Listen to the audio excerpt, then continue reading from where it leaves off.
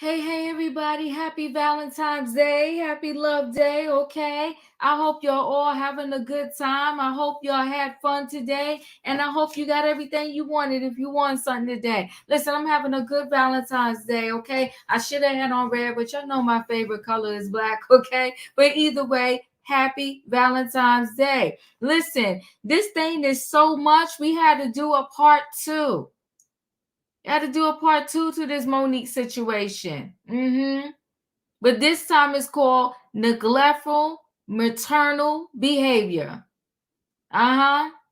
Neglectful. I called it the Bad Mom Club at first, but y'all got emotional when I said she was a bad mom. Y'all got emotional when I said she was trash. Now listen, if you've been following me long enough, once I get worked up, you say a prayer for me. Because it take a minute for me to come back down. When I lose it, I lose it. And I'm all the way lost. I'm somewhere 50 stops ahead. All in my emotions. But this is a lot. It's a lot.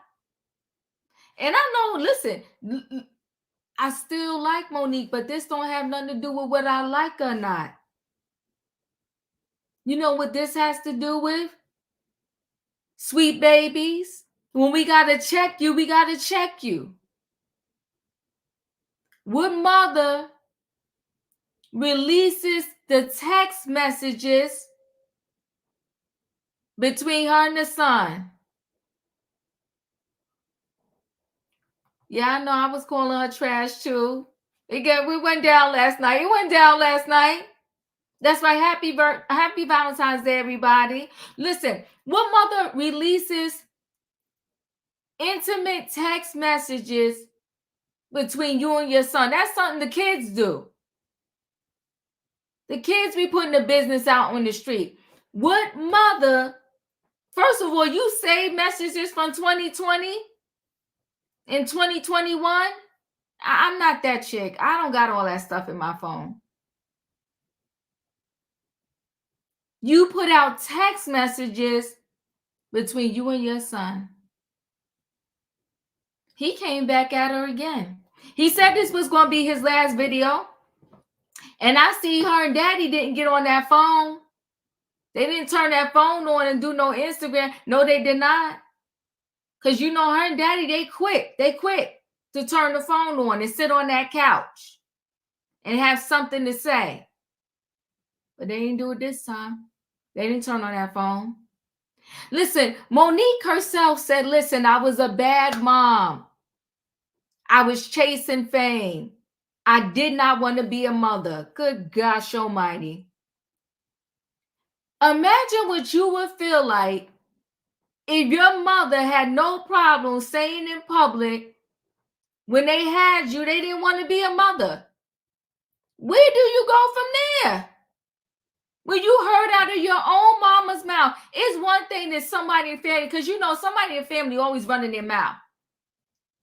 Oh, my mother told your mother that when she had you, she didn't even want you. So grapevine message. But he got to hear out of his own mama's mouth, her sitting when she got a mic in front of her, how she wanted fame so bad. When she had him, she didn't want to be a mother. And then she felt, you know what, you got this house, you got that toys over there. Forget about it, I couldn't get to the baseball game, the basketball game.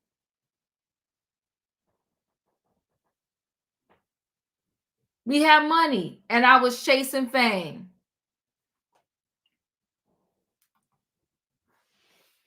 BJ Dad said she's not protecting her son. Even he's sharing things on TikTok. Who is the parent? I would be on the phone trying my best to talk to my son privately. That part right there. But no, fame matters to her. So at first it was fame, and it's still fame, but then daddy trumps the fame, so to speak. It's daddy fame, and then, you know, maybe the kids. We're going to talk about it because she released the text messages, and I don't know why she released them, because they said a bunch of nothing. There was no substance to the text messages. Hi, Mom. Hi, sweet baby. What you doing today? Nothing. Can I call you tomorrow? Sure. Mom, did you get my message? And then Sydney, Uncle Sid, the one that he can't call dad, he writes this long message with all this nonsense in it, talking about that's why nobody don't like you, this, that, that. Oh, Sydney is a piece of work. Who raised him? Anybody that's going to encourage someone to treat their own seed bad, they the devil. I promise you that. We're going to talk about it. And her son spoke again. The bottom line is her son is hurt. And so I got a few messages like, Diva, you got to lighten up. Diva, come off her neck. Diva. Yeah, because she was hurt. If you that hurt and you're not ready to be a parent, why did you have two more? We're going to talk about it. Then we got this other mom. Got a story about this other mom. Maybe tonight we'll get to it. I don't know. But we might get to it tonight. His other mom, she being the street pharmacist. Y'all know what I mean by that. Dealing out of the home that she lives in with her kid. The kid's scared. He finds said stuff. Locks himself in the bathroom. FaceTime his daddy. You know what? That's why technology is not all bad. No, it's not. Technology is not all bad. He FaceTimes his dad while he's locked in the bathroom and shows his dad the goods. His dad called the cops. When the cops got to the door, the son walked to the door and handed the stuff to the cops. Imagine being 7 or 9 and you got to turn your own mother in. Some kids are just growing up in so much nonsense, they fighting from the womb. They got to fight. They got to fight for love, fight for safety, fight for protection. And if that ain't enough, I see some people trying to get back, says, I'm sorry, the platform is full back here. But we will try to do some rotation a little bit. We're going to try that tonight, see how it works. But you know what? Some people just fighting. And I know some of y'all don't want to hear it. You don't want to hear it. But when we become moms and we are no longer with the man that helped us create that child, we have to be the gatekeepers of who comes in and out of our doors. If the man don't like you, he certainly ain't gonna like your kid. You letting a man that don't even like you in the space with your child. That is so dangerous. Because he'll do anything to his kid, your kid, because he don't even like you. Oh, God, Allison, if I do a series on you, child, listen, I got to pray before I come up here. Yeah, because it's a lot. Got to ask God to help me. Because y'all know I get emotional. Did you think her son Mark Jr. will speak up next? I don't know. Because you know what? Some people just want to bury their head in the sand. Come on, Raheem. I appreciate you. Don't cheat the D, but hit the like button. We're going to have this conversation, y'all. And we're going to respect everybody's opinion on the situation. I think y'all know where I stand. Protect your kids. Protect your kids. And like her son said in his response today, or whenever he made the response, you making fun of mental illness? Where's the sweet babies in that? Her little tagline is, I love y'all, but you don't even love your seed? It don't make sense.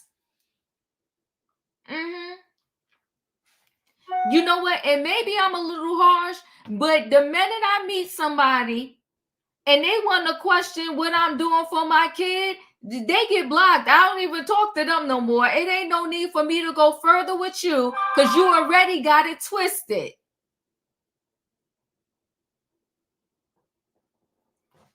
Come on now, brown eyes. You ain't going to have me abandon my seed. You know, my family, my mom and dad said, as long as we got a home, you will never be homeless. That boy said at one time he was homeless. How is that so?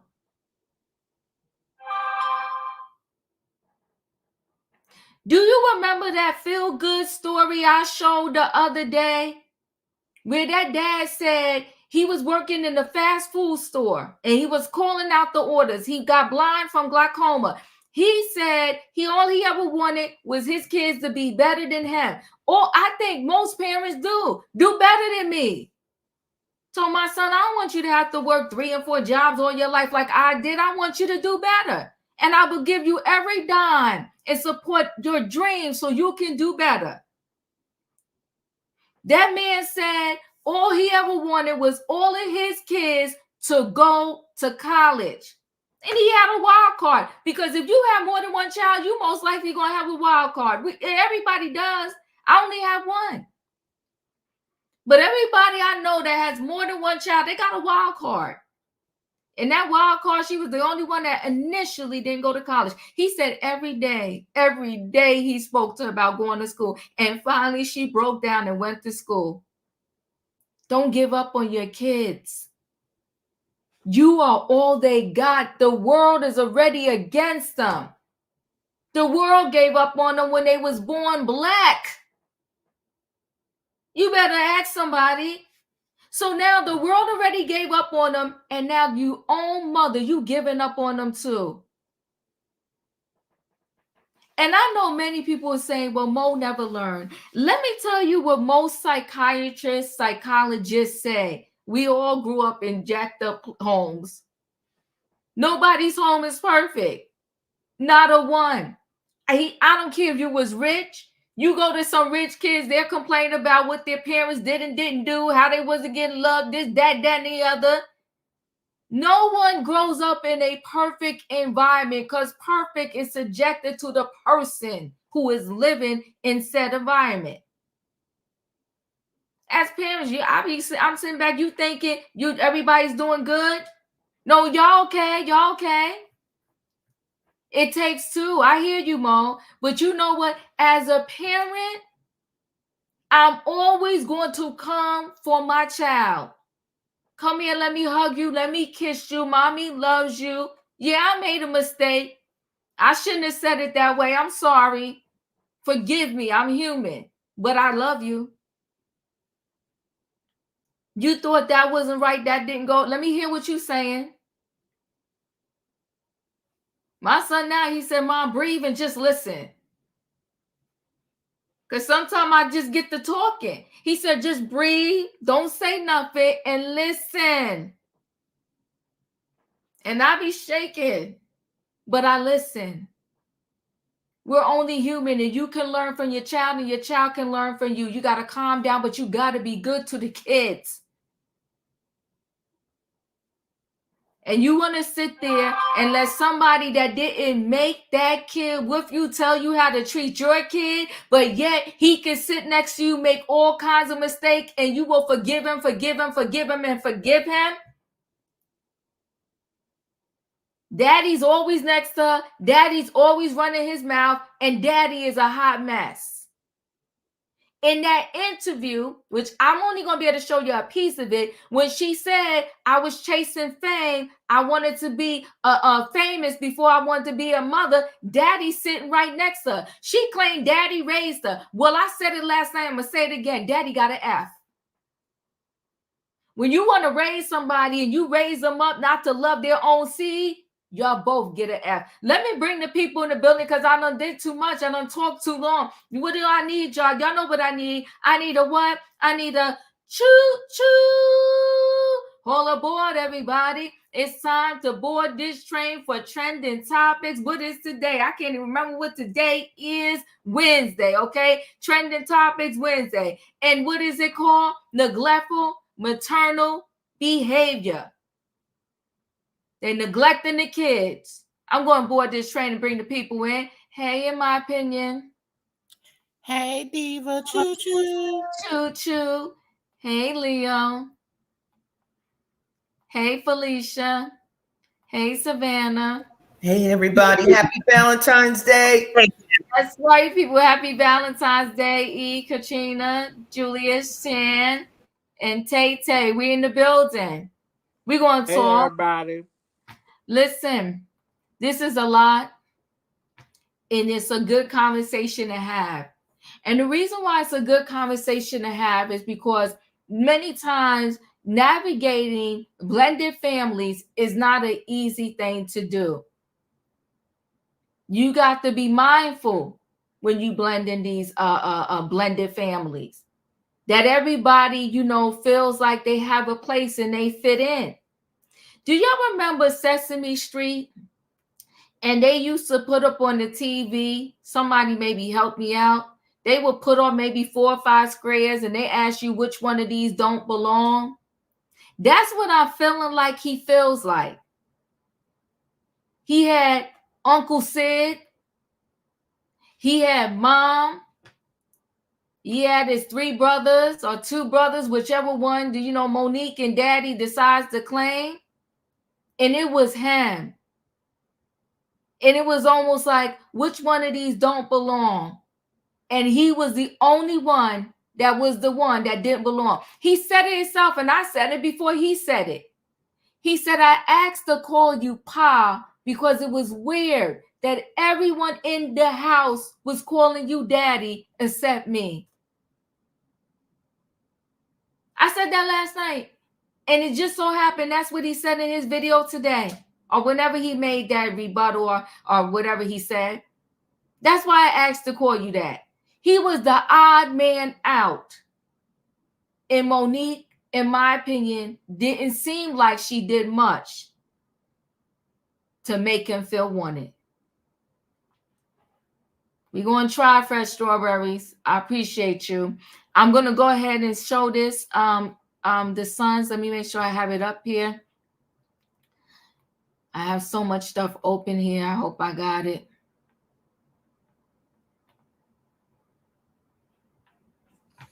All right, so I'm just going to get straight to it. Hi, I'm Shalon.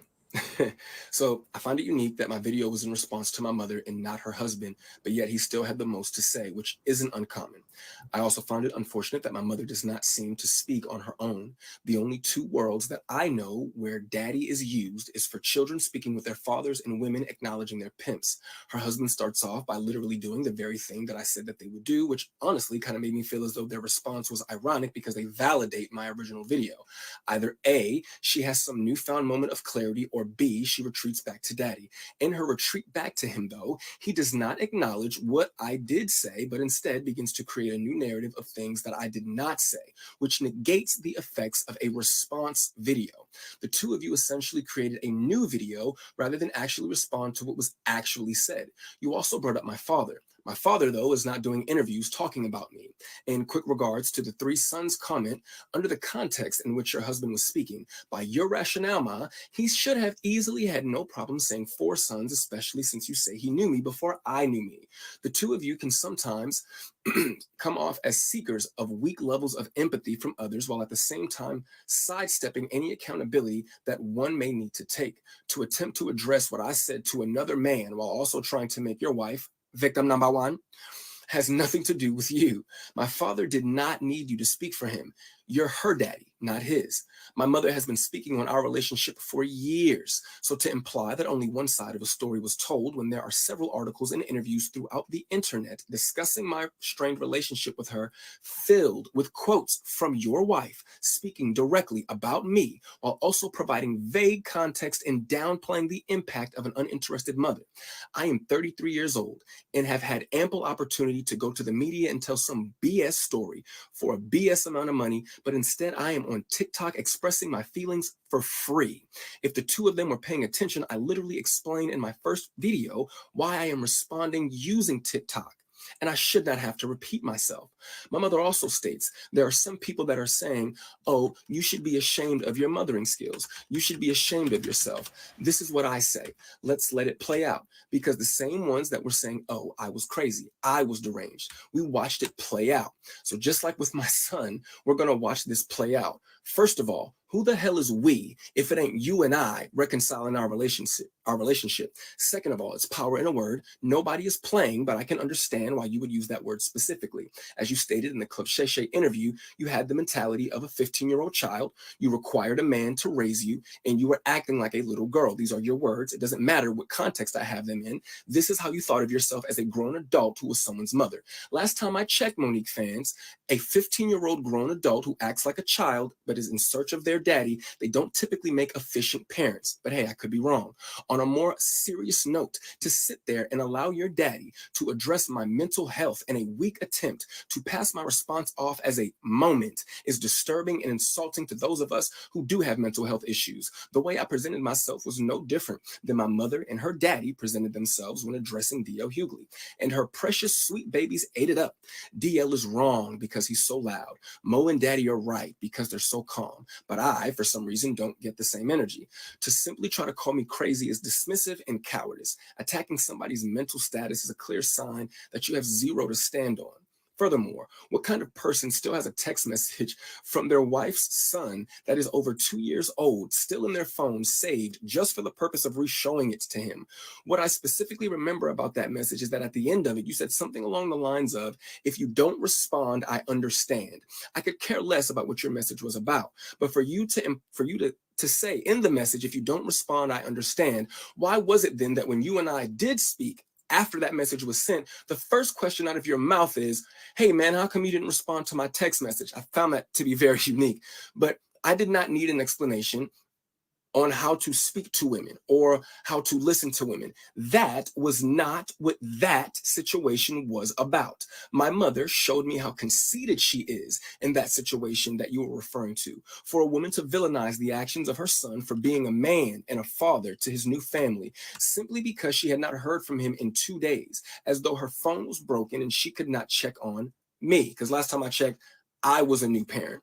I didn't get a new house. I didn't go on vacation. I didn't just get a new game system. I had a baby. And in those 2 days that you did not hear from me, I was handling my business as a man and a father. But I'll assume your phone and the phones of those around you were all broken, which I wanted to believe was the reason why you did not respond to a message from your son expressing his concern over some bumps that your grandchild had on her back. You would later make it your business to tell me that you got the message and chose not to respond because her other grandmother is a nurse. Damn the fact that she is also your blood. And shout out to Nana. My baby girl loves her some Nana. The statement about money and then stating, don't let nobody introduce me to you is not a competent statement to make because it wasn't a complete sentence, nor did the two things correlate with each other. And when did you have the time to introduce yourself to a son that you weren't interested in and didn't do the best job you could do? I'm starting to think that you're not hearing yourself. To address money, you gave me $10,000 for a down payment on a car. Yes, thank you again. Thank you. My girlfriend and I were already prepared to put our money together and get a car. You and your husband called us one day and stated that y'all were going to give us $5,000 for a down payment. We said, okay. You then called us back a day or two later and stated that you would be giving us $10,000 for a down payment on the car. You and him made the conscious choice to give us that money. We did not ask you for anything, but this is an example of a rich person doing something for you. And because this is, an example of a rich person doing something for you because they want to do it for you, but because it doesn't have the desired effect that they want it to have, you are inconsiderate and ungrateful. But let's take it a step further. I eventually would uncover that my mother had left me a UTMA worth $45,000. You never brought that account to my attention. You claim it was because you forgot that you even set it up in the first place, which validates my original point. Who forgets that they invested $45,000 into a child that at that time is the only child? When I was homeless and I called you to help me figure out how to access the account, you said, Shalon, I don't even know what you're talking about. And if I did, Why do you think I would help you? After finding out from the Georgia Department of Revenue that they had been sending me mail to 3 separate Georgia addresses, all of which I lived at with you at some point or another. For the life of me, I can't grasp how those letters managed to slip by so many people at 3 different locations. I did, however, eventually get access to the money and the brokerage account that you had set up for me with Morgan Stanley. To be fair, what you put together for me was amazing, especially had I let it sit for a year or two, which made it bittersweet that you wouldn't have wanted to help or even educate me on how to manage what I had. My blowing through that money is all on me, and I have to take my accountability for that, and it's a lesson learned. Sydney stated that the last time that him and I spoke, I wanted to call him Dad. The actual truth is that I wanted to call him Pop. Calling you Uncle Sydney, but my mother calls you Daddy, and the boys call you Daddy. It was getting a little awkward. And yes, for a very short time, I did feel that way about you, but the more things change, the more they stay the same. Oh, Black Jesus.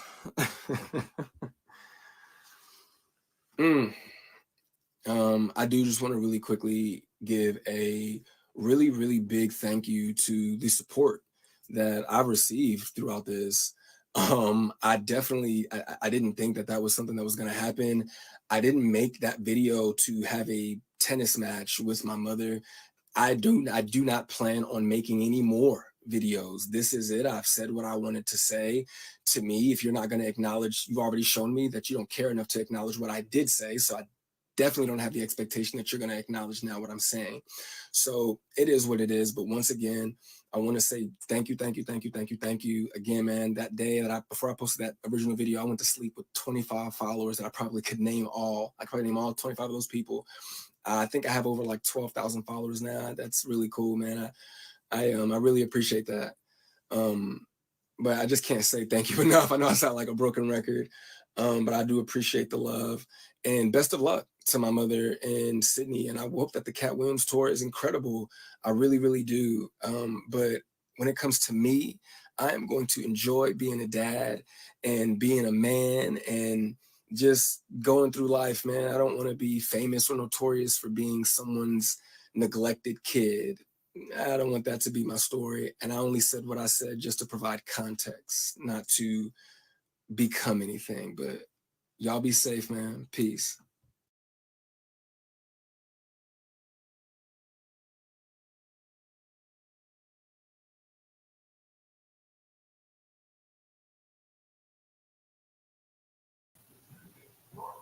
Diva, you mute. Thank you, Tay Tay. You're welcome. Somebody said, "Oh, he blew through $45,000," and I said, "I got to tell the truth and shame the devil. I blew through more than that in my lifetime." You know, everything it goes back to you know, what you're taught about money and all of that different stuff. But I'm gonna bring up really quickly, and y'all, I cannot read this. Y'all could go to her Instagram page or a video I did earlier today on this. She put out text messages between her and her son. And this tells you a lot too, right? Because the text messages wasn't recent. If I were to pull up text messages between myself and my son, it was this morning. Okay. So these text messages, she started from 2020. Then you got 2021, and it's not really saying anything. I don't even know what her real purpose was of putting this out. Then you got this is mostly the communication in 2021. They're really not saying much there. There's 2021. That's the picture of him, and this is still in 2021. This is 2021 going back and forth. Again, this is 2021. So most of it is from 2021. I don't see the year on this particular text. This is still 2021, and this is in 2021. So she put all of this, and it's all from 2021, and now we're in 2024. Now, the problem I have, this looks like this came from Sydney. Well, lo and behold, if you pull together all the little pieces that we do see, Sydney is a hot mess and always been a problem, if you ask me. He goes, remember today, and this is Uncle Sid. If you don't change your immature ways, you're going to lose, my man. We can't be mad at you, but we're definitely sad for you. You're going to tell your own son you're going to lose? Well, that's pumping life into them, isn't it? By the words from your own Uncle Sid. How do you go from putting your mother on hold when generations of families are able to see whatever Sina and Nicole's side, but you gave no instructions to Tuffy or your mother as to when they would or could be able to see the baby? I guess it's his baby, until after Tuffy brought this fact to your attention. Increasingly, you're a man now, but you were a little boy. This is how he talking to her son. Just days ago, as you needed me to walk you through getting a car, the items for the baby you wouldn't even have if your mother Tuffy and I didn't care enough to do that for you. And I guess that's the girlfriend. You needed to be rescued from your apartment weeks ago by Tuffy, but you cursed her out days ago. What's wrong? And I don't know the rest. Can't see the rest. But my point is, and here she goes. She's proud of herself. Hey, my sweet babies. Here are the receipts from a mother who allegedly does not love her son. We are sharing this with you, Salon, in the community, so you will completely get it. Others won't. We love us for real. That's showing love there. He said, your immature ways, you're going to lose my man. Well, who raised him? That he still got these immature ways.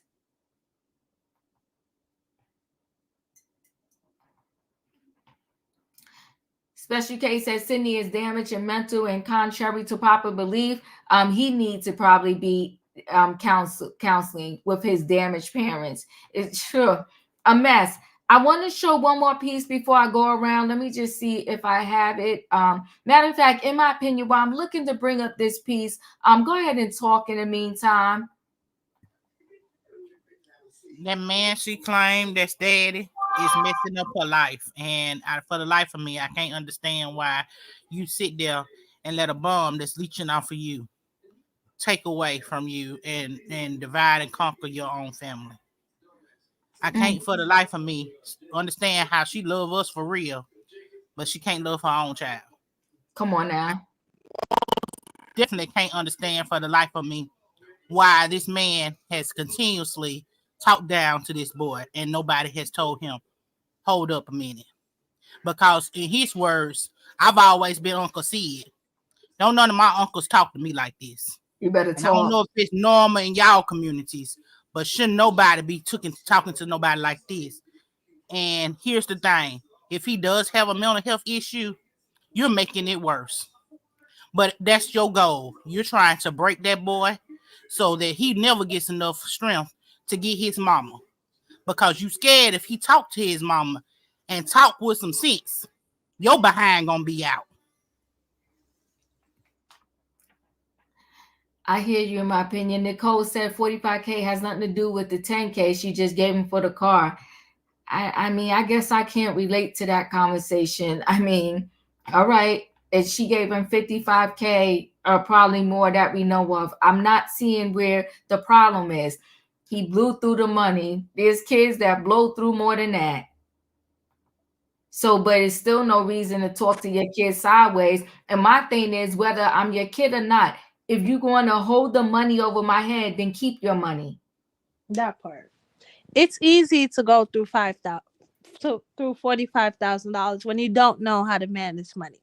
You better talk. Or was never taught. Come on now, talk. How are you staying in Georgia where the cost of living is extremely high and he was homeless at the time?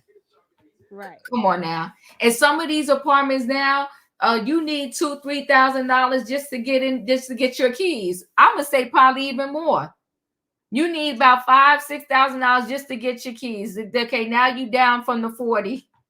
Hold on. I'm gonna play a little bit of this. I can't play a lot because this is someone else's work, but y'all can go there and see it where she talks herself about not wanting to be a mom, that wanted fame over everything. And who's sitting next to her?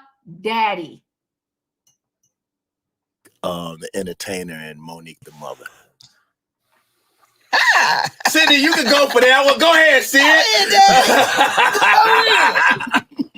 The divide between I think that Monique the entertainer, when she goes out, she's executing a job, but she loves what it is that she's doing. and been doing it for a very long time. I think Monique, the mother now, has a level of appreciation due to the lack of appreciation that the business can show, and it enlightens you that when you're done with... Oh, shut up, Sydney. Hold on 1 second.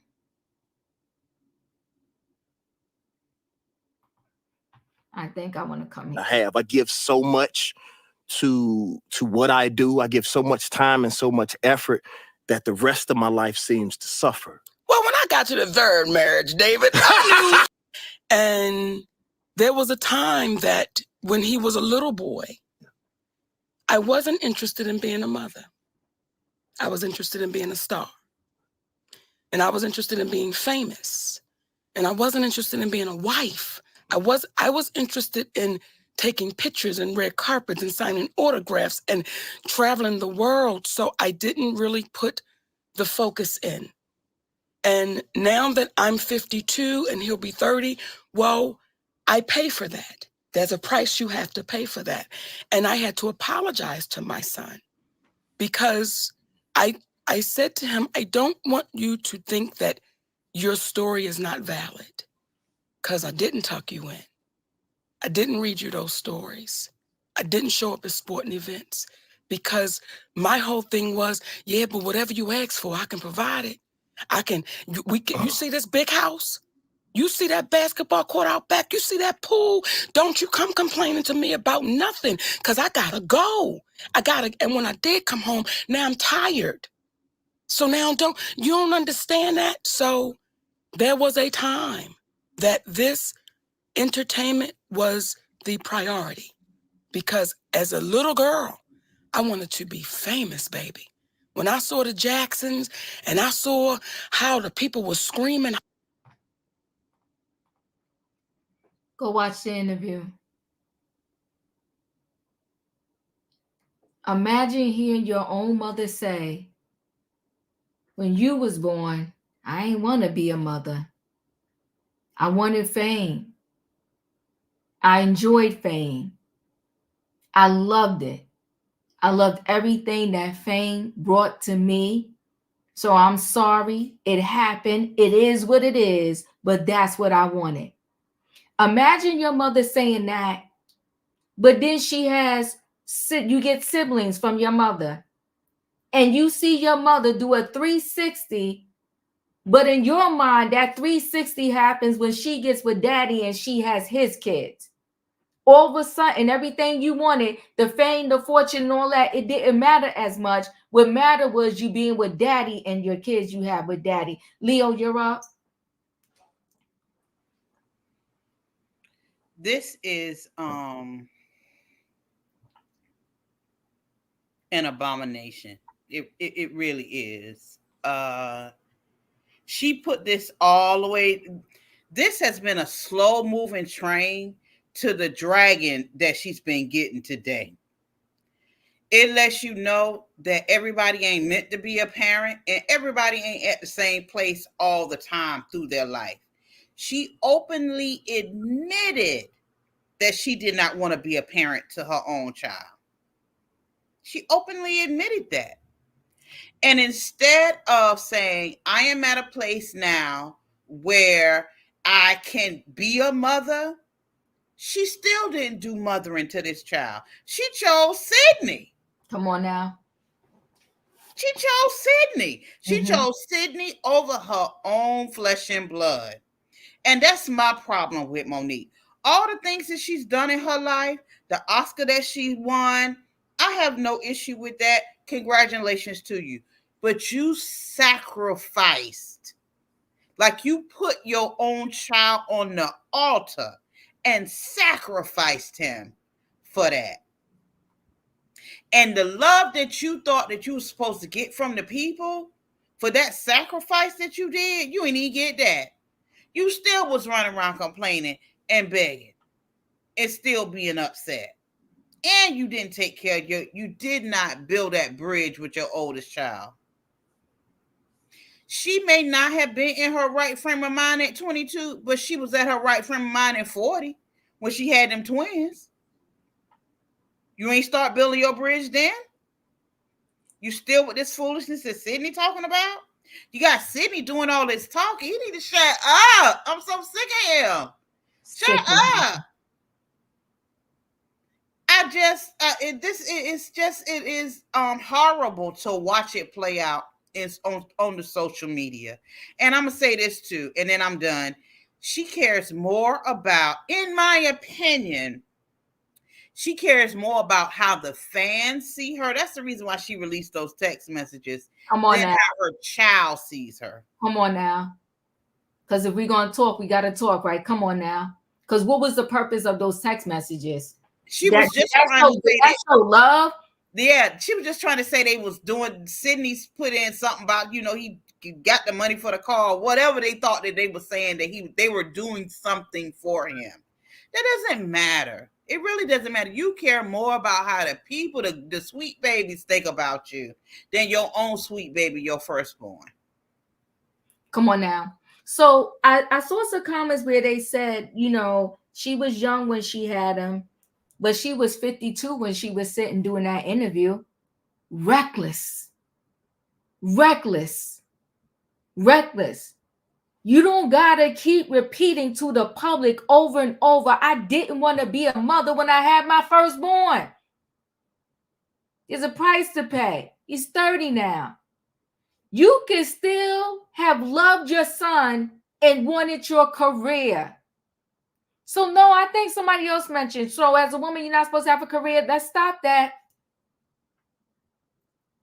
It's one thing to have your career. It's another thing to come home and look your kid in the face and say, you don't matter, my job does.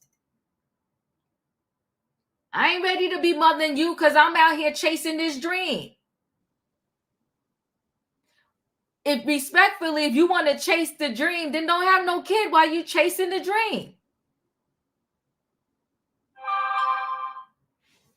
What she said there was disrespectful, and nothing is coming at the neck, and not that I would want it to, of the twins and the other kids. It's her 30-year-old. And you got Uncle Sid, you got Daddy there, just sitting there. And why is he in the interview? It should be Monique. Want to know why? Because he wanted fame too. And he was always lurking in the corner, waiting to leech on you. And respectfully, because her self-esteem was in the gutter, he was able to stay attached to her, and he's still attached to her to this very moment. And he don't really mean her no good, and definitely her seed that she had before he got with her. Felicia, you're up. Hey, good evening, everyone.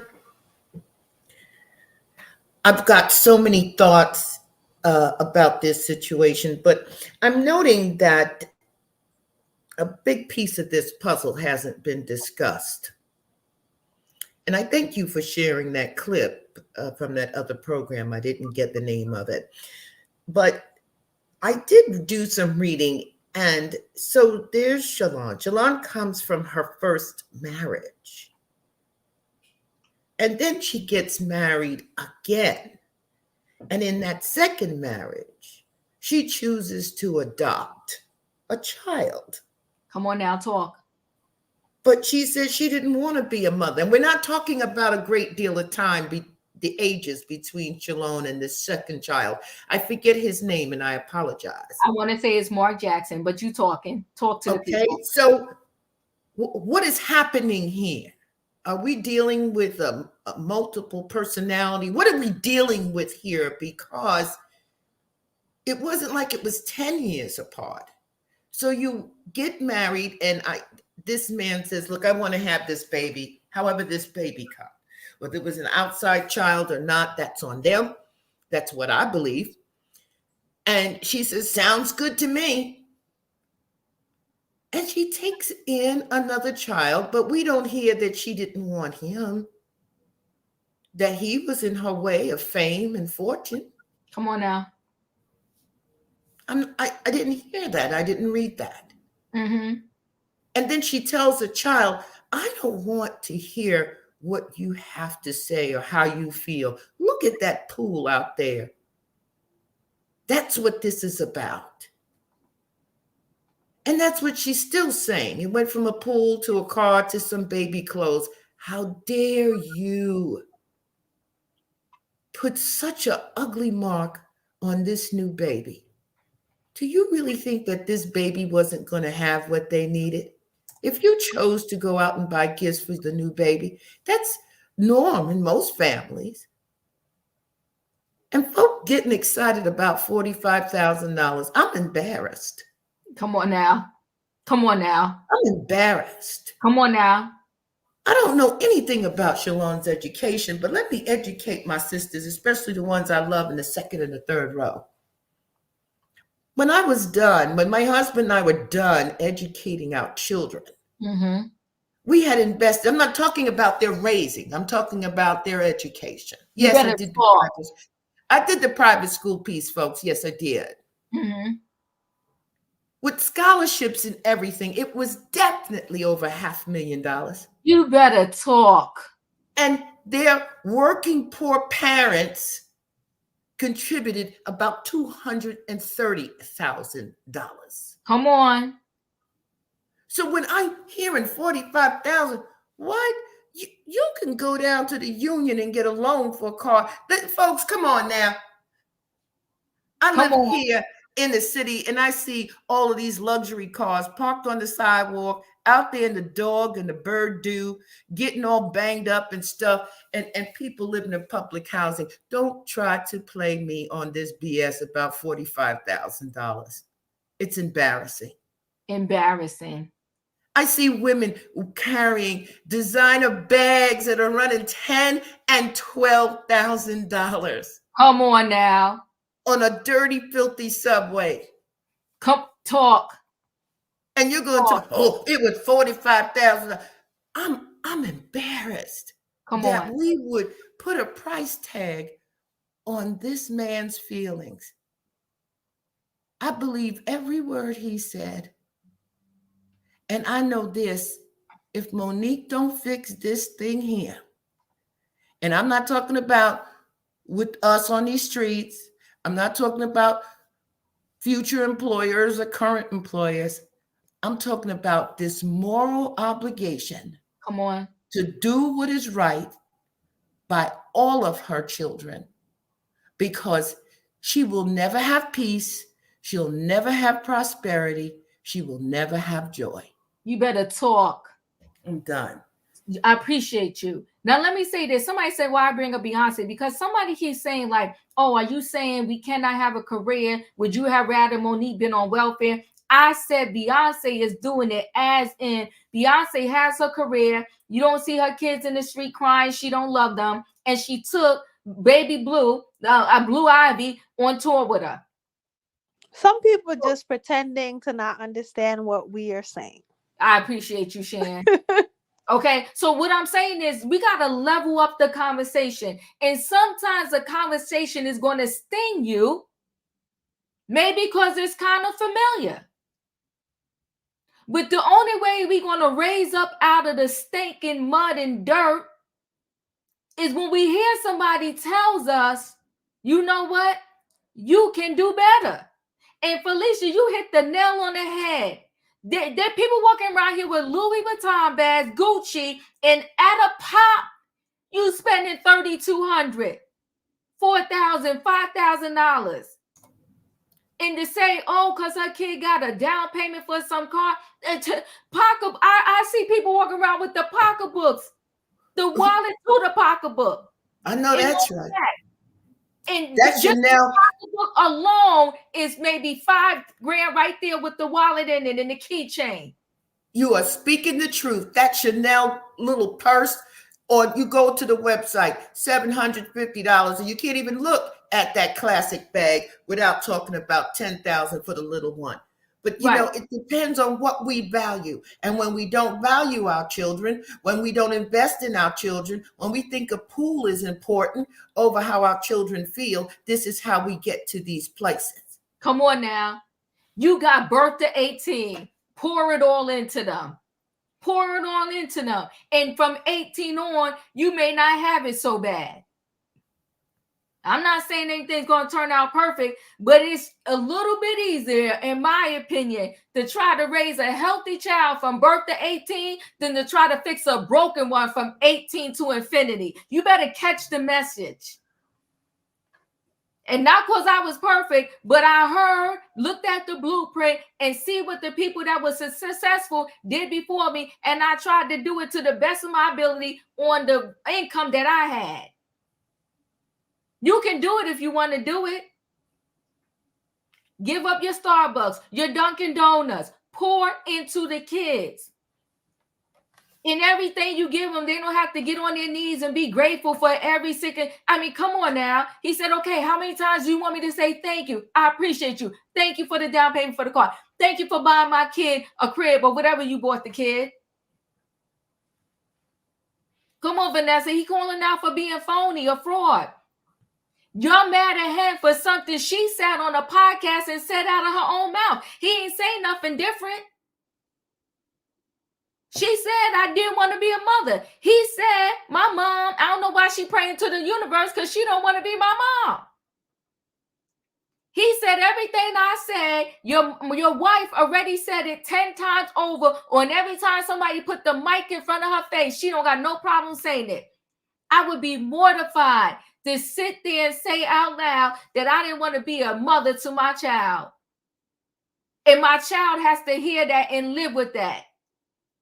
Do you know how devastating that is? And somebody said he got a problem with his father. I wouldn't be shocked that this young man doesn't have a problem with the world. Your mother and your father, the first people that's supposed to love you, and the man that was standing in the household as your dad, who saw you more than your father by default because he was living in the house that you was living in, told you, call me Uncle Sid.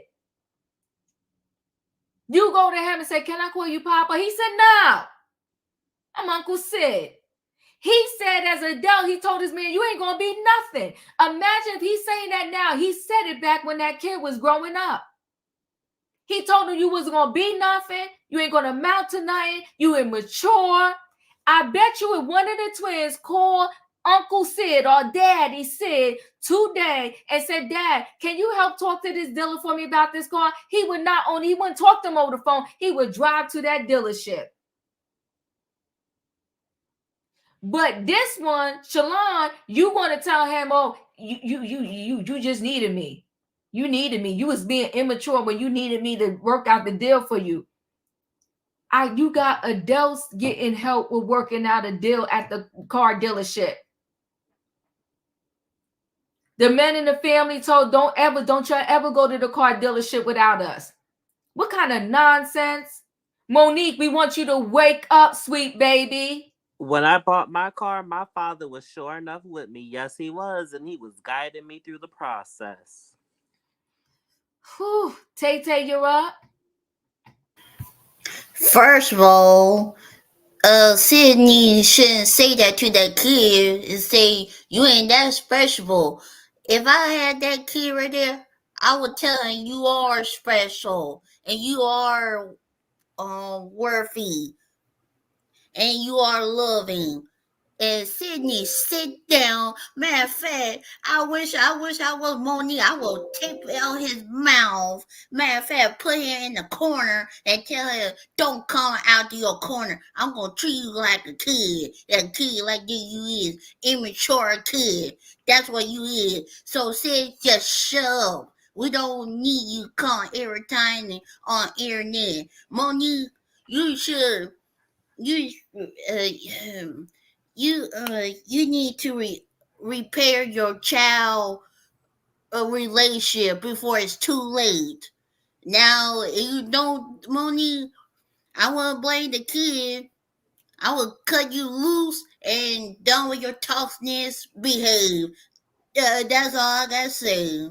I appreciate you, Tay. You know what he wants more? What he always wanted his whole life? His mother's love.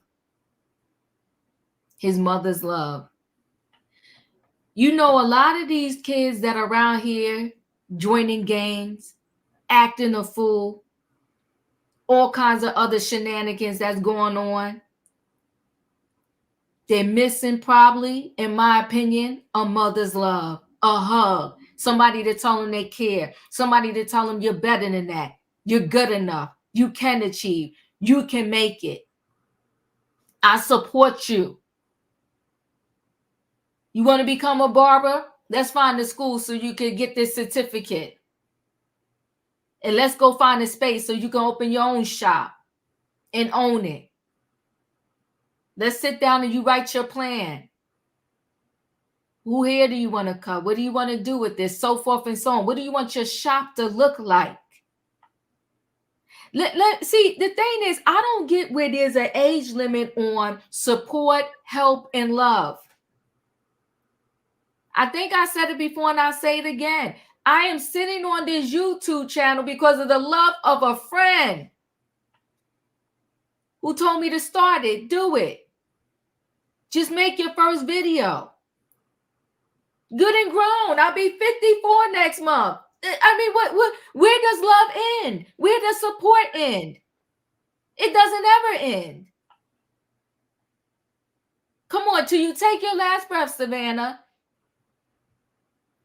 I promise you, if the chips fell down right now and I need to go live in my mother's house, the door is open. I need to go live with my father, the door is open. When I go visit in this city, my dad, who's in his late 80s, if I want to eat, he asks me, are you hungry? He trying to feed me all the time. You want to go to your favorite little restaurant? When I'm there, there's this restaurant out there my son loves. If you from the city, Charles Fried Chicken, he loves that place. My son, he always tell me, go, come on and get the meal and bring it back to him. When does love end? I don't get that. So you 18 and that's it? You fall in a hole, I'm not going to come get you? I know parents, their kid is in the hospital, they on the next thing smoking. What is the nonsense? No, I'm not the only child. I got 2 sisters and a brother. No. My sister. If I tell you the things my family does for me and we do for each other, if I call my sister right now, and both of them live about an hour away, one of them I'm going to say maybe 40 minutes. I call right now and say I'm hungry. They're going to come see about me or send me something through the Uber Eats or whatever. What good is it if you sitting around talking about I love the world and you don't even love your own household? It's a fraud. It's phony. It's fake. Katrina, you're up. Hey, good evening, y'all. Happy Valentine's Day. Happy Valentine's Day. I see people saying that we just didn't like Monique. That's a lie. Felicia was going for Monique. Shan was going for Monique. I think it was Emmanuel, and I think it was Joshua. I think was too. they're going for Monique. So it wasn't that we don't like Monique. Because I liked Monique until I heard the things that Monique did. And I can't live Monique life. And the thing I know for a fact, a child asks for attention when they're a baby. Why you think they cry? Not just because they be hungry, not because they're wet. They want their attention. That's why they crying, because they want their mama to hug them and love upon them. You better talk, Katrina. You know what I'm saying? They want that attention. And then you have to raise a child before that child becomes, well, you raise a child as they go along. But once that child gets to 12 and 13, that child almost big enough to beat your tail. So you have to set the rules and structures from your child from the beginning and let them know what's going on, what we got to do, and all that. But I'm not, like I said, I'm an only child. Somebody asked me, you only child? I'm an only child. But I have 4 kids. And not one time that my kids have asked me for something that I couldn't try to provide to give to them, even though they're grown now. But they still know I'm back there. They still know I'm their safety net, because I'm going to go out my way to do what I got to do for them, because I want them to go out their way to do what they got to do for their kids. See, if I show them that, they can show their kids that. They can always say, well, my mama made sure I had this, so I got to make sure y'all got this. So that's what I try to do. I don't put myself on a pedestal or anything like that, because I worked hard ever since I was a little girl. Come on, talk to the people. I used to go pick butter beans, pick okra, had socks on my hands, babysit, did everything that I had to do. And that's before I even became the age of 15.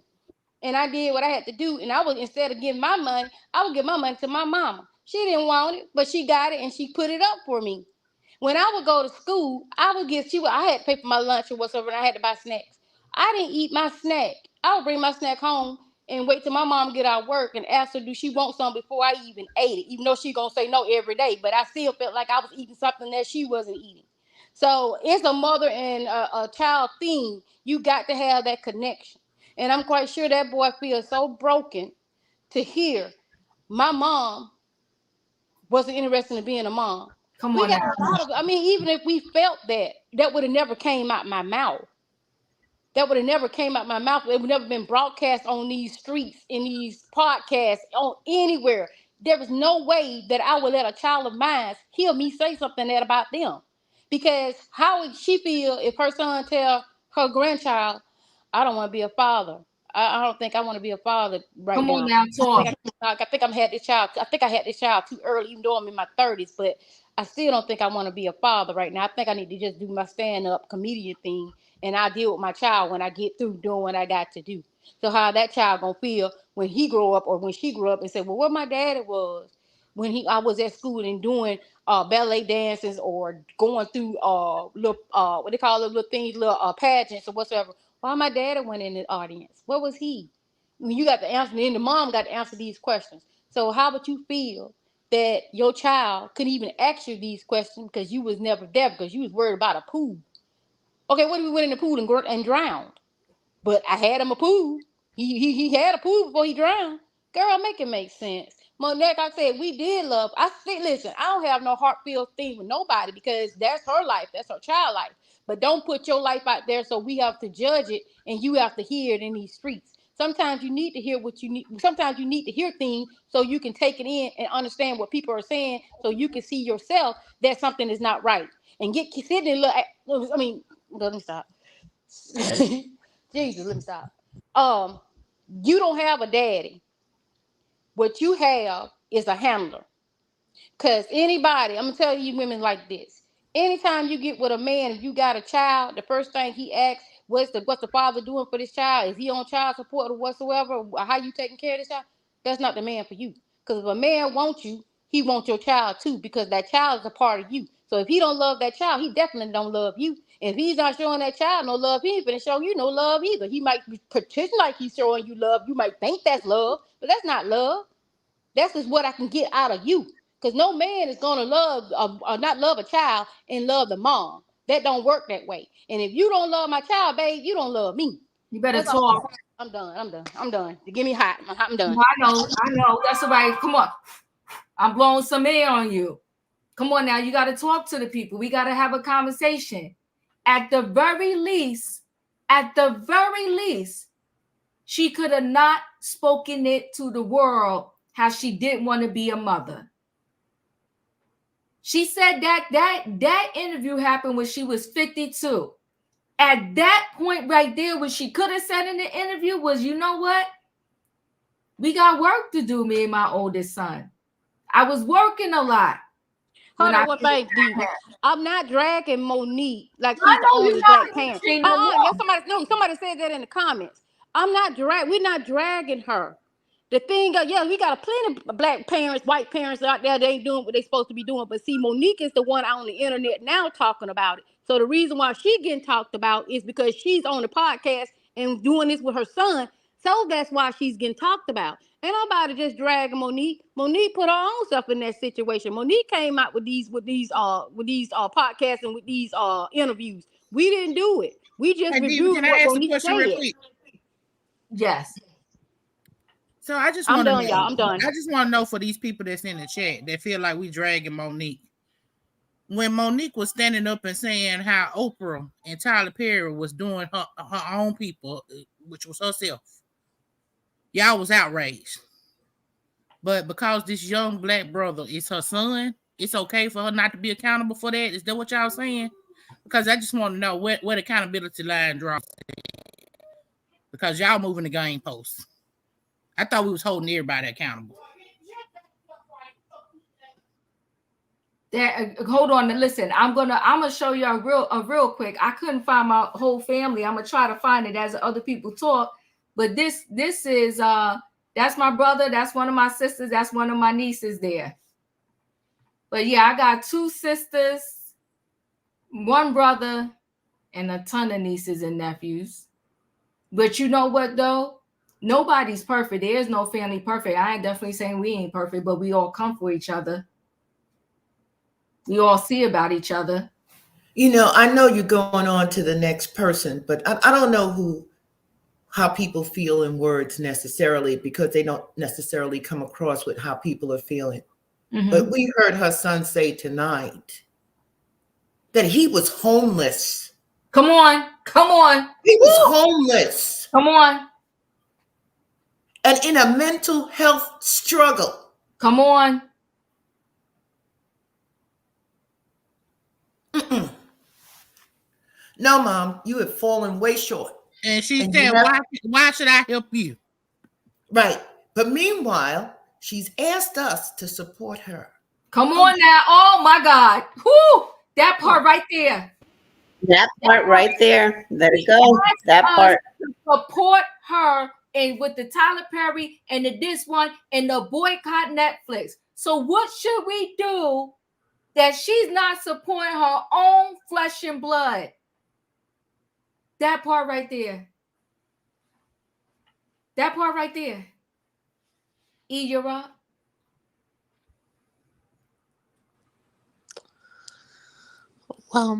Happy Valentine's Day. Come on, happy Valentine's Day. I'm sorry. You know, I'm in agreement that if Monique already acknowledged her shortcomings being a mother, what was the purpose of dropping the receipts? See, all she needed to do was come out and say, I already told y'all that. I told y'all I was an ish as a mother. Nothing to see here. See, you can't tell your truth. Then when you realize you admitted to wrongdoing, try to rewrite it and change the narrative to, oh, do these messages look like the messages of a mother who didn't want a relationship with her son? Well, absolutely, my sweet baby. So in his response, again, I told y'all yesterday, it's something about Shalon that's very captivating. And he said everything I said yesterday. Everybody in the house calling Sydney daddy, but Shalon has to call him uncle. Shalon said, don't speak on his father because his father is not coming out and speaking publicly. I agree with that. Yeah. Yesterday, Sydney said that Shalon cannot call him daddy because he already has a father. And really, that was gaslighting to the 10th power, because the real reason Sydney doesn't want Shalon to call him daddy is because Sydney doesn't like Shalon. And he can't stand it. And we saw that in his text messages. What more proof do you need? If Shalon is homeless, meanwhile, back at the ranch, Sydney and Monique are laid up spending Kevin Hart's loan money. They're paying for personal trainers. I can't tell you how many videos I've seen with Monique training with somebody and working out on her weight. And then I saw a video where she had private chefs cooking her meals. But Shalon can't even get an invitation or gain access to the account set up for him. And it's an emergency. Okay. I believe he said that Monique didn't even remember that she even opened the accounts. And I have a good mind to think, had Monique remembered she opened the accounts, it wouldn't have been no accounts because she would have cashed them out and kept the money. Do you get what I'm saying? I do. So from what I heard, I still say Shalon is intelligent. He is articulate and has all the public speaking skills that Monique had to offer. And this is where Monique is messing up with me, because you cannot battle your son like you battle Oprah. These are 2 different fights here, and you can't fight them the same way. And it always looks like Monique and Sydney are coming at their strategy. We're going to come at Shalon the same way we come at Tyler Perry. Oh, no, you can't do that. Dropping receipts on your children, that is nasty work. And plus, the text messages I saw didn't reveal anything to improve Monique's position with the public. And the text I saw, the son was reaching out and calling Monique, and Monique was not answering the phone. So I don't know if she thought that he wanted money or she didn't want to give him anything, but you can tell from reading the text messages, she was feeding him with a long-handled silver spoon. And in response to missing his calls, Monique would send him text messages. Hey, my baby. I was tired of seeing that shit. Excuse me. I was tired of seeing that throughout the text messages. That it was sickening. The problem I have with this is you couldn't answer his phone calls, but you could turn on the camera and go live after you saw his video, and it didn't take you 1 full hour to do so. It was quick, fast, and in a hurry. Okay? So I believe Shalon. I believe everything they've ever done for him, they were keeping tally of it, because I told y'all yesterday, Monique is a transactional woman. And the only reason you will keep tally of every good thing you've ever done for him is because you had the intention of using this to expose him later or holding it over his head. I don't know where these people get the iPhone storage to keep all of these messages from all of these years ago with all this data.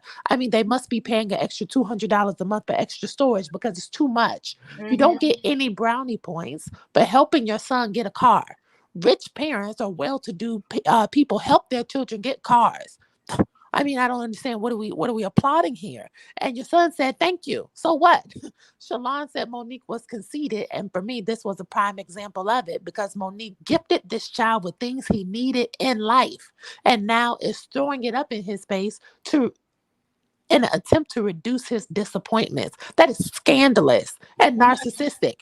And last thing, I never saw that David Banner interview, but in it, Monique acknowledged everything I said yesterday. That main talking point, I understand her, even though I don't like the way she's moving about it. She said something along the lines of, when mothers get up and go to work, this is what I said, there's a sacrifice that must be made. Monique said it herself, it's a price I had to pay. And she also said that she apologized to him.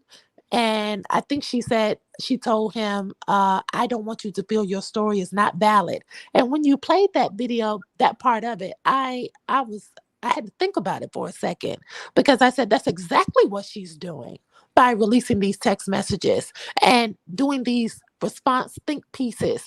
Monique and Sydney are trying to invalidate Shalon's story by saying, well, you had this, and this.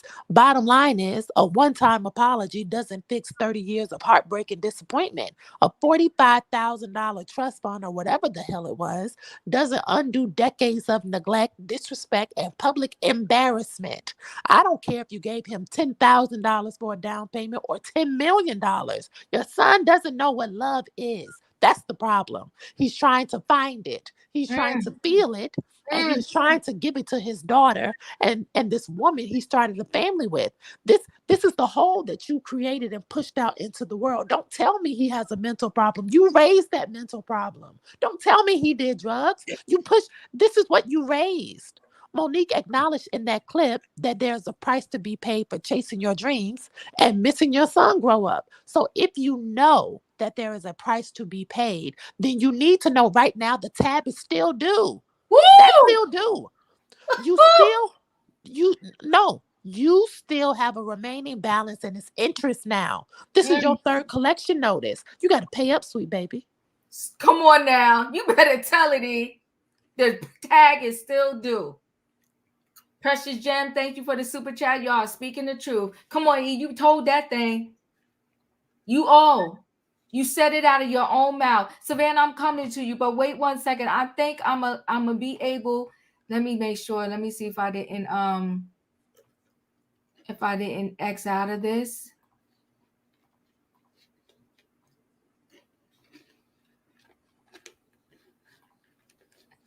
Hold on 1 second. Did it come up? There we go. Holla. Oh my God, David, I craved it so bad. And I wanted to be dressed up pretty. I like pretty shit. I wanted to be dressed up in pretty things. So when that moment happened, that's all that it was. And let me ask you a quick question. Were you let down when you finally received that moment? No. Oh, baby, no, I lived in it. Let me tell you something. Oh, baby, I lived in it. Do you hear what I'm saying to you? it was a party every day. Oh, baby, my passport, I was in the Bahamas. Oh, I was doing shit. I lived in it because it everything I thought it was going to be. It was. I didn't know the business part of it so much, but the fame part of it, I remember when we were, 20? I can't remember when we were coming out of Lexington Street Market, and this woman, and I owned a comedy club in Baltimore, Monique's Comedy Club, and she had on a Monique's Comedy Club. Y'all got to go watch it. I want to say this. If you watched on, Felicia and I were talking about this the other day. If you watched on Club Shay Shay, his interview with Country Wayne, he has a lot of children. He takes care of all his children, and he takes care of all the mothers of his children. But he talked about, because he started having kids really young. He was still in high school. And he talked about, I don't know if it was the first girl or the second girl he got pregnant, but he always had a dream about having this career in the comedy, so forth and whatever, right? And sometimes things can be delayed but not denied. So he talked about having the dream of having that career in the comedy, whatever the case may be. But I think he knew by maybe having a second baby, he was still in high school, something like that. Go watch the interview. He said he had to go get a job. He had to go get a job because he knew he had to take care of them kids. Well, he got the job. He was taking care of the kids. And I don't remember 100%, but I know at some point, the career he delayed to take care of the kids, the gift he was given, he got that back and then some. That man said now I think he make $300K a month. Are y'all making a connection here? Say it. I think, Savannah, I'm up to you. Yes, ma'am. Okay.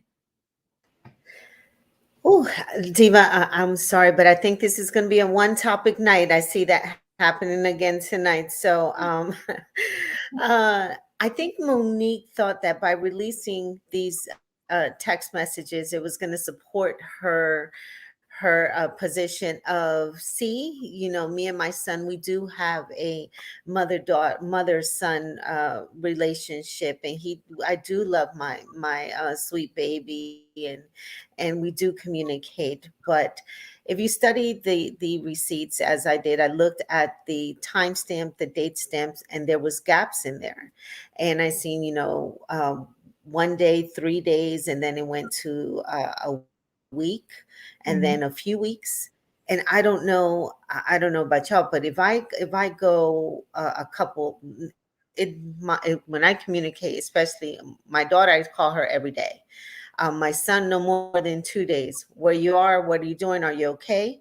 Do you need anything? I check on my children. At least we don't go 48 hours without communicating.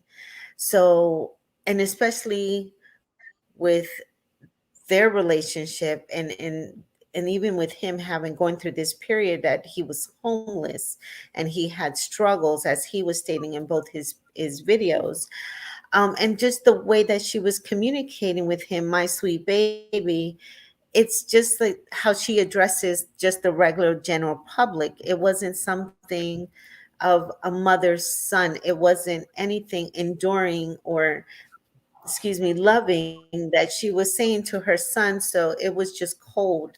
And as he was reaching out to her, it was as a son reaching out to his mother, his parent, for guidance and advice and love and direction. And she wasn't giving anything to him, especially when he had the baby, when he had his child, and he asked her, as when we all did when we had our first child, and we seen our baby with a scratch or a bruise or something, when we called our mom, oh, the baby stopped breathing, although the baby didn't. We had that neurotic sense of something wrong with the baby, and his baby had some bumps on the back, and he tried to reach out to her and she didn't respond back to him because the other grandmother was a nurse. So she failed to just, she disregarded his message because, oh, well, the other grandmother's a nurse, so why should I respond? The other Nana's a nurse. So, and that hurt him, and he still carries that to this day.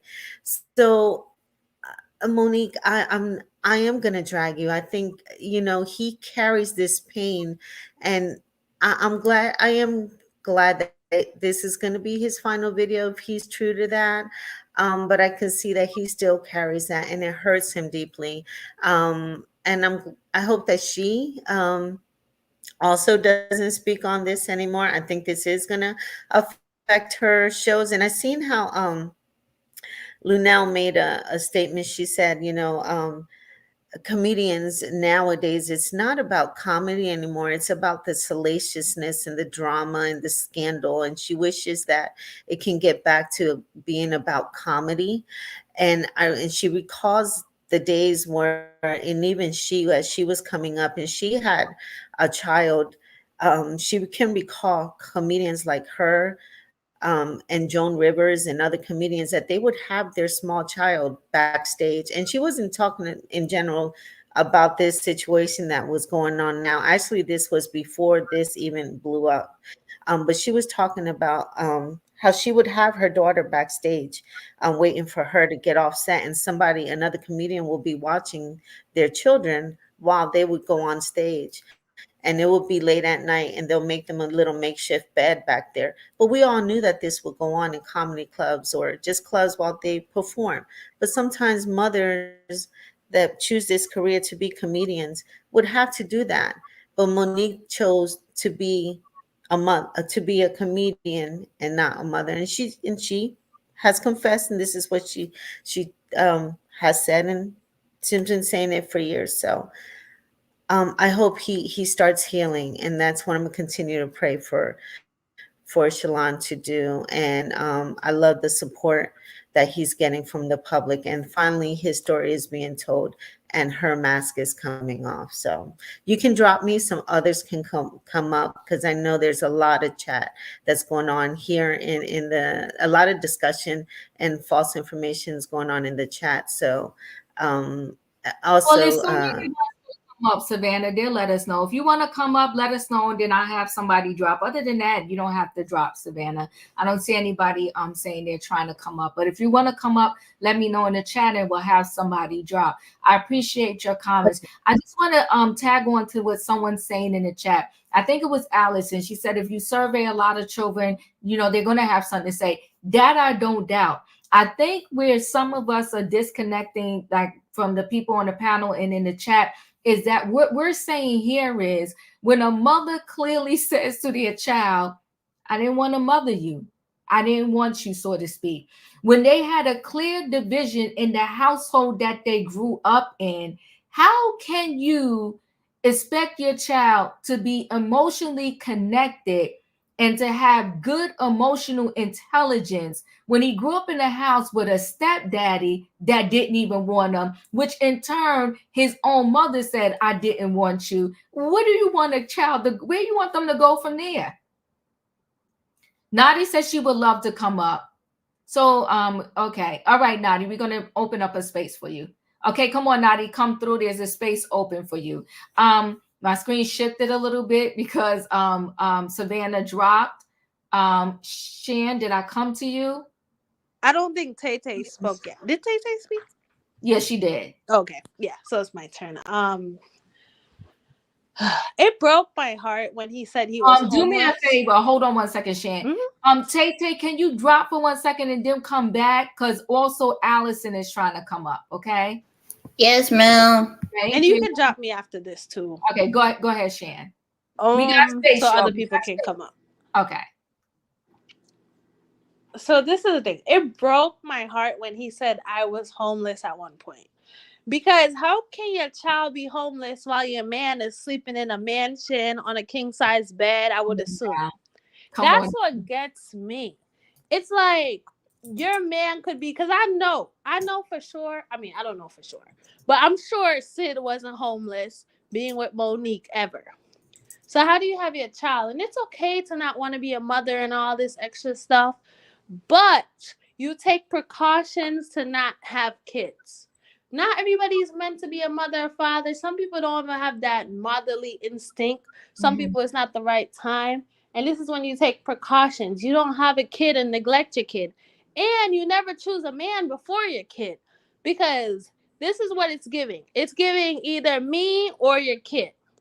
And allegedly, in my opinion, she probably was like, no, Sid, I don't need this kid. I need you. Like, I don't know, some BS. But it's a very sad situation. And Katrina was right. I was going up for Monique. When Monique did the Club Shay Shay interview, I was in Diva's chat and I was like, Team Sweet Babies, Team Sweet Babies. Even after her son did the video, I was like, Team Sweet Babies, the first video, right? But then when she sat with Sid and made the video about how he couldn't call me daddy because he have a daddy, and how, you know, they were just going on and on, that's when I was like, whoa, whoa, whoa, woo, woo, woo. That's when I lost all respect for Monique, because it's just unacceptable behavior. And then, like Miss Felicia said, you want us to go off on Oprah and go off on Tyler, but you don't even, you calling the world sweet babies and this, and you don't, in your own home is not correct. You have to fix your own home. And I just feel in my soul that she had to make a choice, and her choice was Sid. Because there's no way this, because some people, and this is another thing, if you don't want to date people with kids, if you a man dating a woman and she has kids and you don't plan to take that kid as your own kid, you don't need to date that woman. If you're dating a man and you don't plan to take his kids as your own kid, you don't need to date that man. It's okay if you don't want to date people with kids, but it's like, it should be a package deal. And I don't believe the excuse of, oh my God, I couldn't do anything. I couldn't be a good mother because I had business. I know single mothers who had 2 jobs and they're still the great mother. They're still a great mother. And then even if you're busy, you have things where you could take a kid with you. You could bring a nanny. There's so many ways to get around it. Monique didn't want to be a mother, period. And it's really sad. And she's going to shout it to the rooftop. And it's sad because I was a big fan of the Parkers. I'm telling you, I was going up for Monique. Yes, Monique, F these people, all that. But I lost I lost all respect for Monique. I don't have any respect for Monique. And the video he made just made me think of the song Love Don't Cost a Thing. You know, he's just saying, my love don't cost a thing. Like, that's what he's saying. It's like, even if you get the world and you feel like you don't have any family or support, it means nothing. It means nothing. So I just hope that he continues his journey to, you know, being a good father. And like, I'm a strong believer. I don't care if you my parent, whatever. I have cousins who I don't talk to. Like, I stopped talking to them for 2 years. I don't care if we're family. Some people don't need to be in your life. And Monique gives me the type, like, she's not going to listen. If he came to her and talked to her, she's going to be like, I'm the mom, you're the kid, shut up. You know those type of parents? It's like, don't be disrespectful, don't disagree with me. So it's just a sad situation, and I'm done with Monique. No more. I hate no more. In the words of Sweet Tea, no more. Julius, you're up. She needs to get over herself.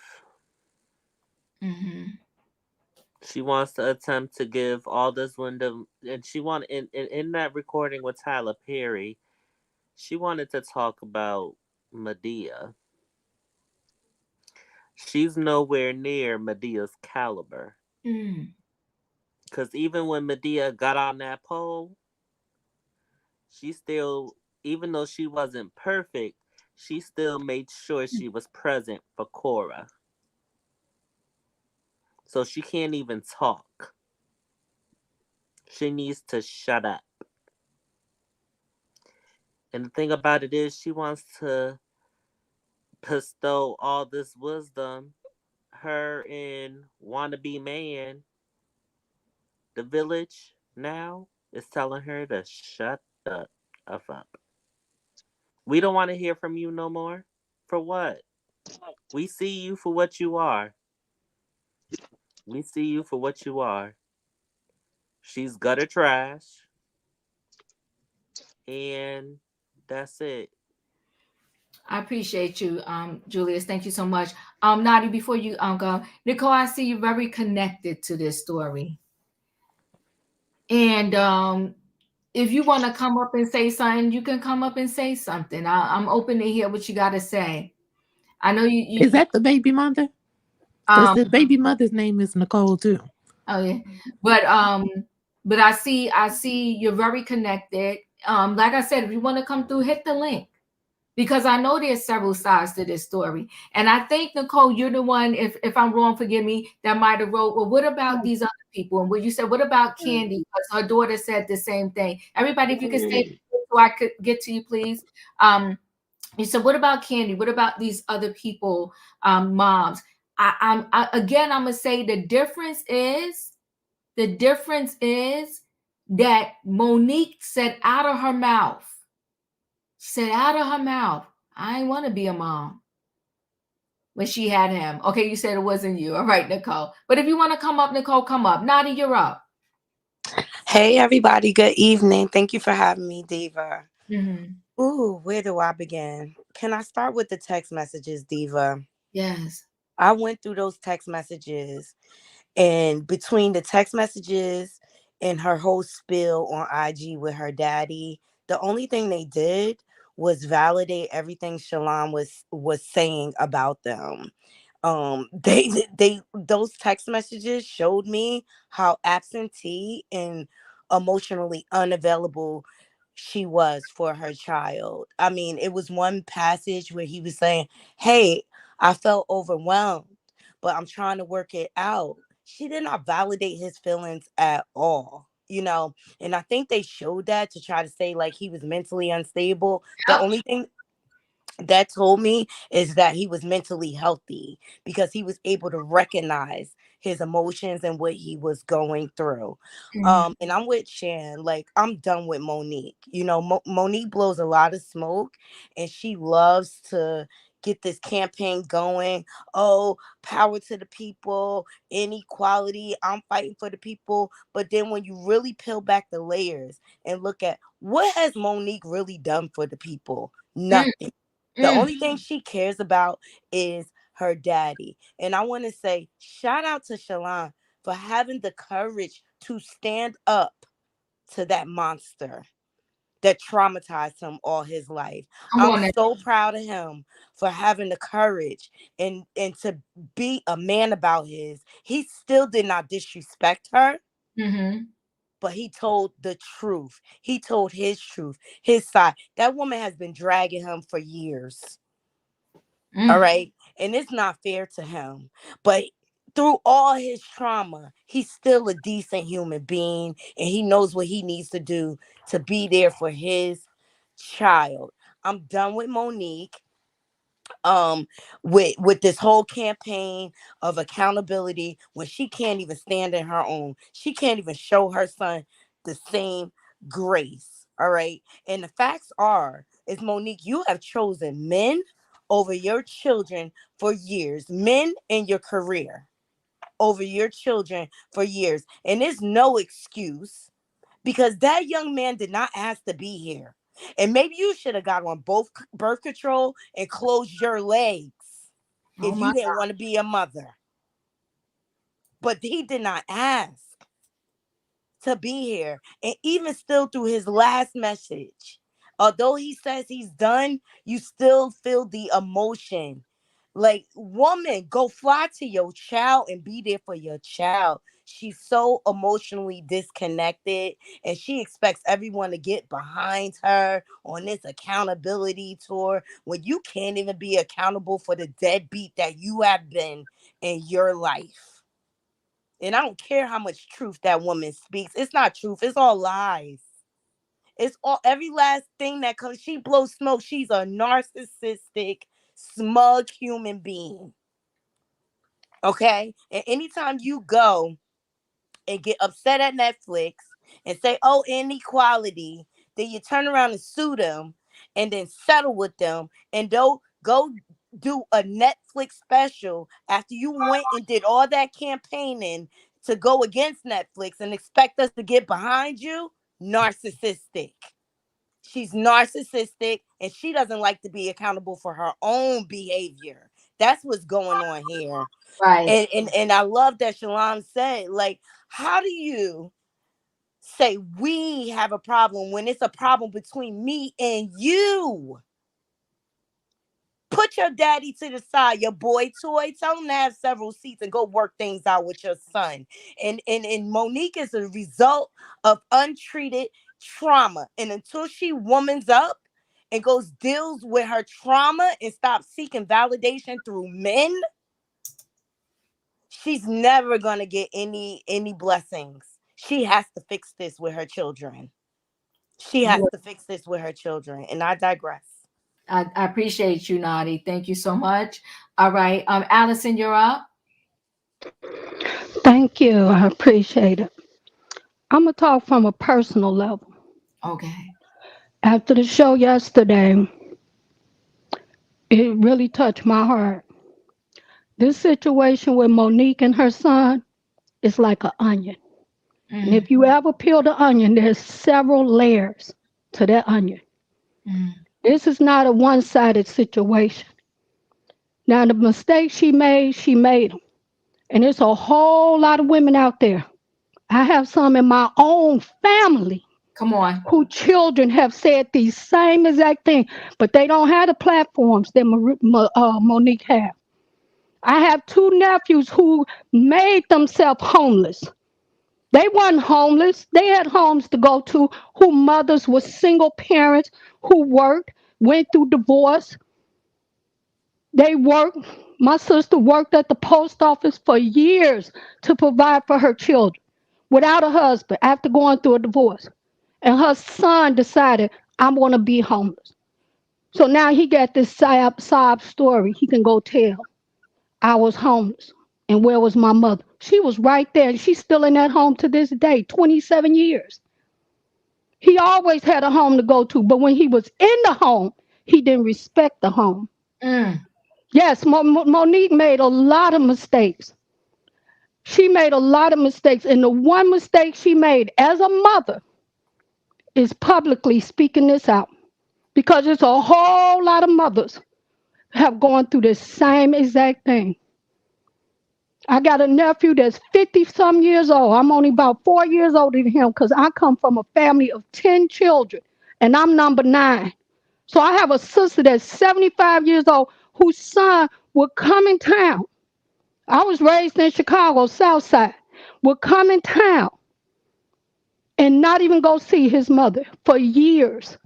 Because of a sob story, because she had to go out there and work after she went through divorce. And when he wanted to sneak his girlfriends in while she was in work, he ditching school. He want to bring the girls home while she's at work. After going through a divorce, after being married for 12 years, her husband put a gun to her head, but she went out there and worked to provide him all the good things. Private schools. Not public. Now I'm going to bring it all the way home. I got married at 18 years old. I'm 61 now. And I raised my children in church. Both of my parents were alcoholics. My father told me I would never mount up to nothing. I wasn't going to be nothing. I was going to have babies by different men. None of that happened because I was determined it wasn't going to happen to me. So I married my high school sweetheart. Got married. Bought my first house at 21 years old. No down payment, no help from the parents, nothing. Because like I said, I come from a family of 10. Never drank a day in my life. Never smoked reefer a day in my life. Never done drugs a day in my life. Raised my children in church. Church of God, 4601 South Drexel Boulevard. If anybody in Chicago. No, that's where I was born and raised up in the church. Before my mother turned her life around, she was an alcoholic. I saw my mother beat on her own mother as a child.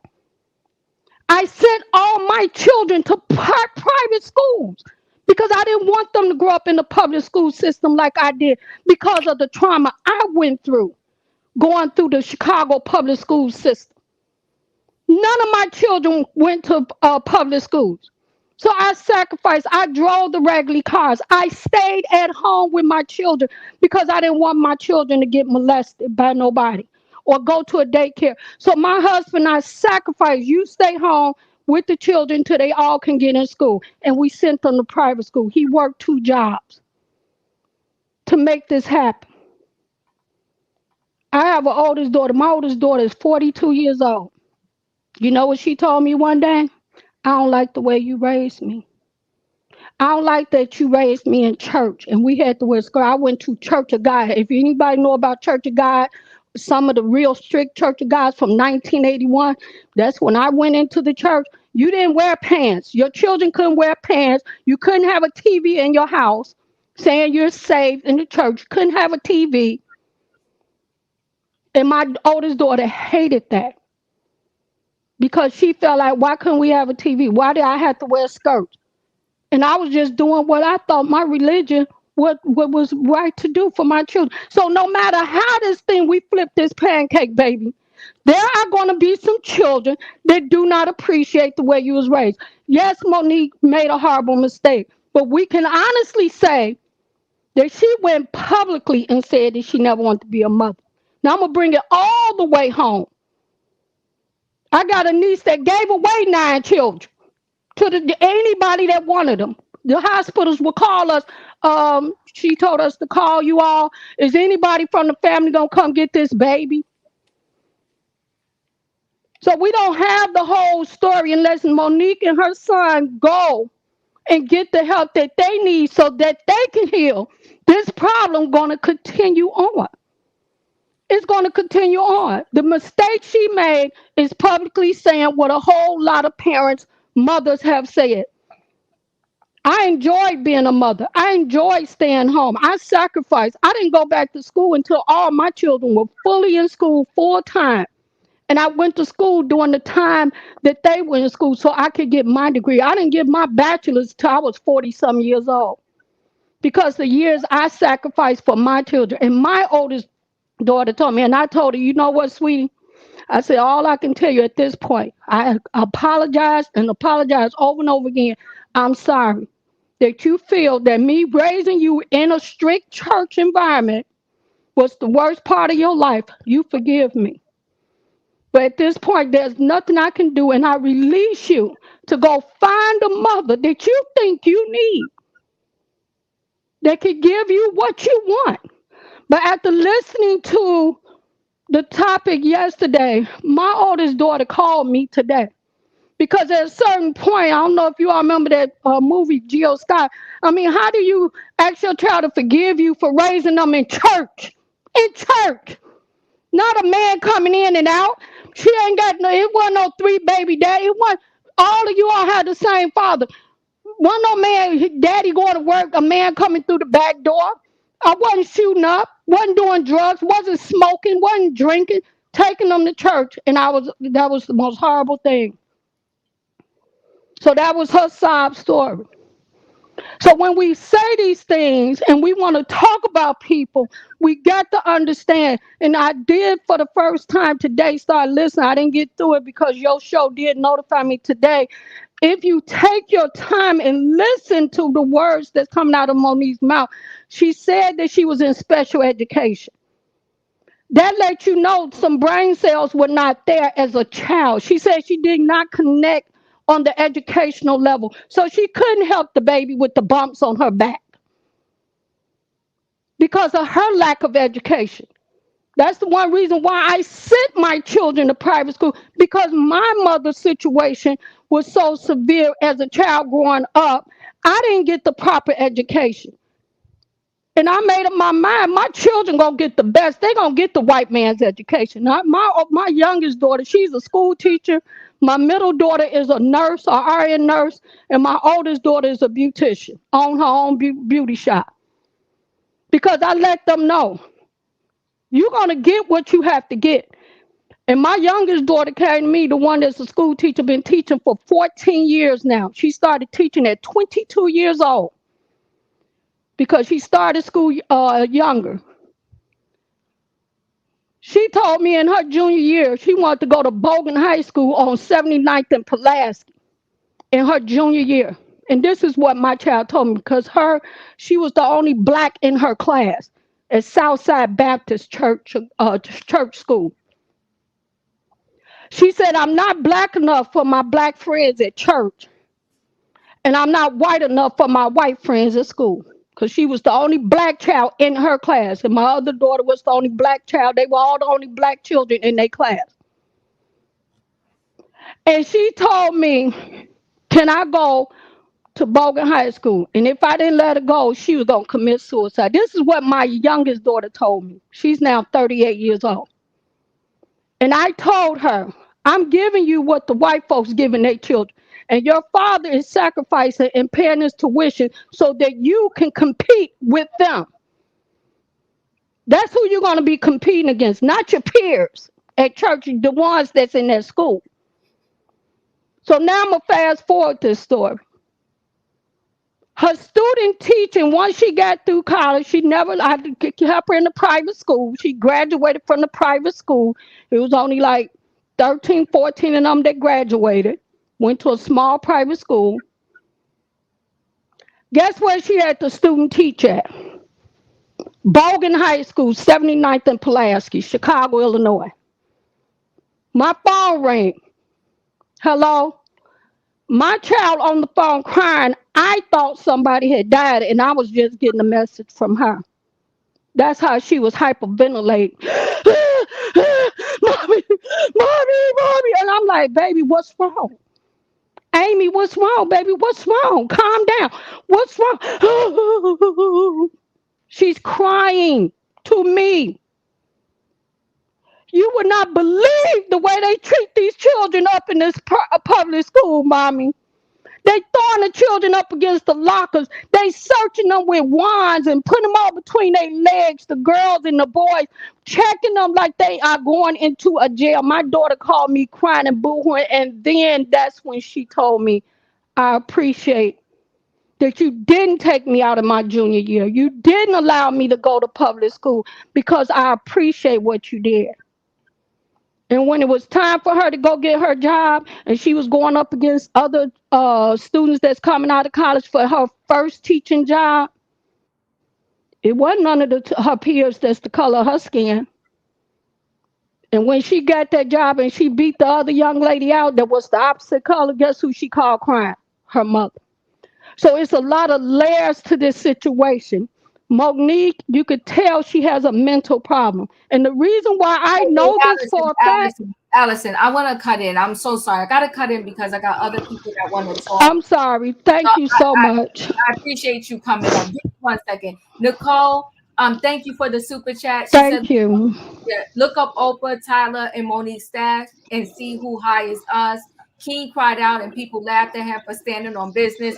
Same story. I'm connecting with you, Nicole. I want to say this, right? And again, when I say stuff, this is Diva talking. This is not against anybody that spoke because I don't got time to combat anybody, right? I need to say this. I'm a mixture of public school and Catholic school. I think school is school. I think you got to put your kids in the school that they're going to connect with. I think you can get educated whether you in the public school or you in the Catholic school. I think it all depends on who you are, how you study, and what you do. So I don't have nothing against a public school or a Catholic school. I think you got to do what's right for you and what is within your means. Okay. So I want to say that we can't tell just by the way somebody speak and their upbringing and what they went through, whether they have a mental condition or not. That doesn't determine whether you have a mental condition. Y'all know I went, even if I didn't study and I wasn't an RN, I would still confidently say those words that you can't look at a person and say whether or not they got mental issues or something they went through with their family. I think I said yesterday, kids see different things out of their own eyes. You may think you raised them well and in the best environment, and then they come and tell you their side of the story, and you just got to accept it for what it is. I didn't like when you made me go here. I didn't like when you made me do this. Listen, my mother taught me, if you start something, you got to finish it. When she put me in Girl Scouts and I didn't want to come out, and I wanted to come out, and she said, no, you got to finish because I already paid. I finished. But guess what? Later on down the line, the connection will come. I never go to work late. I did certain things and habits that I do, but I know it's about that foundation that I had initially. Nicole, I appreciate you. You said everybody was crying out, was laughing at King. She's talking about T.I. and Tiny Son, when he said he was standing on business, and she said pretty much the same story, right? Because King said he lived with his grandmother. Y'all right, this thing could be 3 parts, but y'all got me emotional with this thing. I don't know if I could do another part, but Nicole, with that, I'm connecting with you. I'm understanding what you're saying. I appreciate the super chat. Thank you for the super chat, Jonah. You said Pastor Keon Henderson, one can't dress or undress traumas. Get help to get help through prayers. Get help to get through.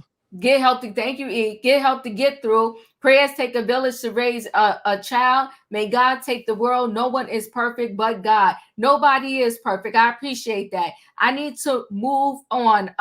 Carrie, go ahead and talk. Diva, I'm not gonna be long because I'm looking at the time and I did come in late, so I'm not even gonna do that to you. So I'm gonna reserve every look. I had all my little notes written down, just like Monique's son, child. But I just want to speak to the lady that just spoke, and I want to make sure I say this right. So my parents were very strict, and we had to wear dresses too. But this is what I will say, and I agree with you, Diva. We can feel like we did the best that we could, but sometimes we miss the mark as parents. I have 3 sons, and they're all adults, 30, 27, and 23. But I grew up Kojic, and we had to wear dresses. And this is what I'll say to you about your oldest daughter coming to you and saying what she said. I think as human beings, the least we could do is to validate a person's feelings. We don't have to agree with them. It doesn't mean that we're about to bow down and give an apology, but as human beings, and especially to our children, we need to acknowledge, I use the wrong word, acknowledge people's feelings. When they come to us and tell us that they're hurt or something that we did or they felt a way, the very first thing that we need to do is acknowledge how they feel and acknowledge what they're saying. When I was going to school and we had to wear those dresses, I got bullied every single day. And growing up in that type of religion, oftentimes, and in our household, and I think y'all know we're talking about this kitchen table talk, we weren't allowed to express ourselves to our parents at all. And so your daughter probably carried that just like me and my siblings did. Every day we got talked about just because of what we had on. It wasn't right, but it happened. And so she carried that probably along with some other things that she didn't tell you up into her adulthood. I don't know what triggered her coming back to you saying that. I'm not saying that she was right in how she said it, but that's what I'll say about that. And I'll let that go because I've experienced that. And this is a very personal and touchy topic. I think I put in the comments the other day that after hearing this, hearing Monique and hearing her son, I put in the comments, I was just thanking God concerning my children and our relationship. And when my grandson died, it almost ripped my family apart to the point where my son wasn't talking to me. But I do believe that it is a parent's job, the same way God chases after us, to chase after your children. That's right. You better talk. Oh my God. You better talk. I chased after my son. He was angry. He was hurt. He was bitter. He treated me like I didn't even birth him. But I know as the adult, and I had to educate my own self, why is this happening? But what I found out is that I was the closest thing to him. So he lashed out at me. That's what he did. And I took it. I took the beating. I took him talking to me that way. I took it.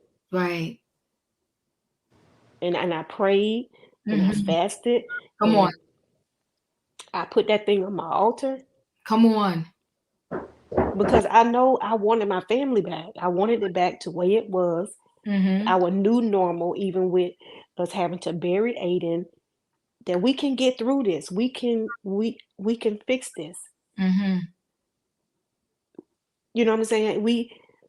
Our inability or our inexperience in something, it's not our children's fault.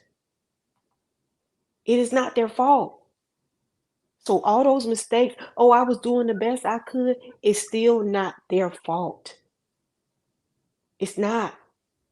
But I chased after him. Come on, girlfriend. Whoa. Whew. I chased after him. Let me tell you, I got frustrated. I got really frustrated. Like, I couldn't understand it. Like, why is he talking to me this way? Why is he treating me? I did not understand it. I was so stressed out to the point where I was in the hospital several times. All of my children were upset. The children were at each other. And they were like thick as thieves. My boys were thick as thieves. And now they're not talking. And I know that I knew that that was not of God. I knew that. But I chased after him. And I sit here on my bed today. He came here for Christmas. And he was a little, you know what I'm saying? It used to be where it was like eggshells. Everybody in the house on eggshells when he would come around because he's just so angry. And I understood that about the death of his son. But I pulled him in my closet. You know, I didn't embarrass him. I'm not going to be running my children's name down in the street. I even had to change my language. And sometimes we have to do that as parents. Be careful what you say about your children. Come on now. Out in public. Come on. So when people would ask me how he was doing, I had to change it. I would just say he's going through a transition. Instead of me speaking out of my emotion. Like saying something negative. I didn't speak what I saw. I speak what I wanted it to be. Come on. Come I on. just say he's going through a transition. You know what I'm saying? You know how children are. That's what I would say because I know that everybody kids got something going on. Don't think you by yourself. Don't think you the only one. Don't think your child is the only one that's acting up sometimes. But I would just say he's going through a transition. And so he came here for Christmas and I pulled him in my closet because I don't believe in talking to him in front of other people. I don't do any of that. And we had a conversation. And by the time we came out that closet, because we wasn't coming out until it was right. When we came out of that closet, I sit here today to tell you that everything has changed. Amen. Amen. Everything has changed. Amen. It's been almost 7 years. Come on now. 7 years. This year be 7 years that we buried him. 7 years that I've been going through this with him. He's smiling again. He's talking to me again. But I believe you gotta chase after your kids. Chase after your kids, honey. You better coin that right there. Coin that. Chase after your children. And don't give up. Come on. No, you can't give up. You cannot give up. But see, that's the thing. God didn't give up on you, and you didn't give No, up on and your child. I'm And God 48 works. years. I'll be 49 years old, and my father still chase after us. Come on God now. works. But see, that's what I'm keep Let on. her finish, please. Let her finish. Oh, I'm sorry. I thought she was No, it's done. okay. Let her No, finish. he still chase after us. Look, and I heard you last night, Diva. I was in the audience, and down in the chat. I heard you last night when you was like this. When you bought your car, somebody still helped. I just had that same situation. My dad helped me. Come on now. Because he don't want me to get, taken advantage of. Come on That's now. your parents' job. Yes. If your parents are still in their right mind and they still able to wheel and deal for you, let them. There's nothing wrong with that. They don't make you no trash parent. And my parents don't bring up stuff that they do. And that's another thing. I cannot stand when a parent running down what they did for you. That irks all my nerves. I tell my kids, the only thank you that you owe me, and you can ask them if y'all ever meet my children, the only thank you that you owe me is to be successful. Come on now. That's it. I'm your parent. I'm supposed to take care of you. I'm supposed to be there for you. I'm supposed to be your sounding board. I'm supposed to help my son with his daughters. I'm supposed to do that for my grandchildren. I am supposed to. That's the way I feel. People can feel how they want to feel. That's what I'm supposed to do. When they don't know something, they should be able to come to me. Come on, talk about it. Me first. Come on. I'm the That's first person. great. I'm the first line of defense. Come on. Yeah, my dad just helped me get a car. Come on. Cause I know when I walk in that dealership as a woman without no man, what they about to do to me. Rip me to shreds. So yes, if your parents are still alive and they want to help you, I don't feel no type of way about it. And I help my kids, and my son is 30, 27, and 23. Well, he'll be 23. And anything they need help with, anything.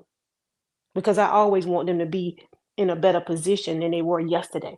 Come on. And that's it. I'm sorry. I went over You way over fine. my time. You fine. I'm not even talking about Monique. That is just because it's beyond her, and that's what I need yes. people to understand. We're Yeah, trying to it's help just each other. We're trying to help each other. You said a lot of words right there. Chase after your kids. Bring your kid home before somebody bring them to a jail cell. Bring your kid home before the streets and the gang and get your kid. Bring your kid home before the drug dealer gets him and their best friend becomes that drug. Go chase after your kids. and I So don't care you how know many times you have to apologize. Just keep saying you know what I'm saying? That doesn't run out. give me a minute. But you know what? And I want to say this, y'all. We are acknowledging that nobody is perfect. But what we're trying to say about Monique is you spoke out to the universe more than once how you didn't want to be a mother to this kid, a human being.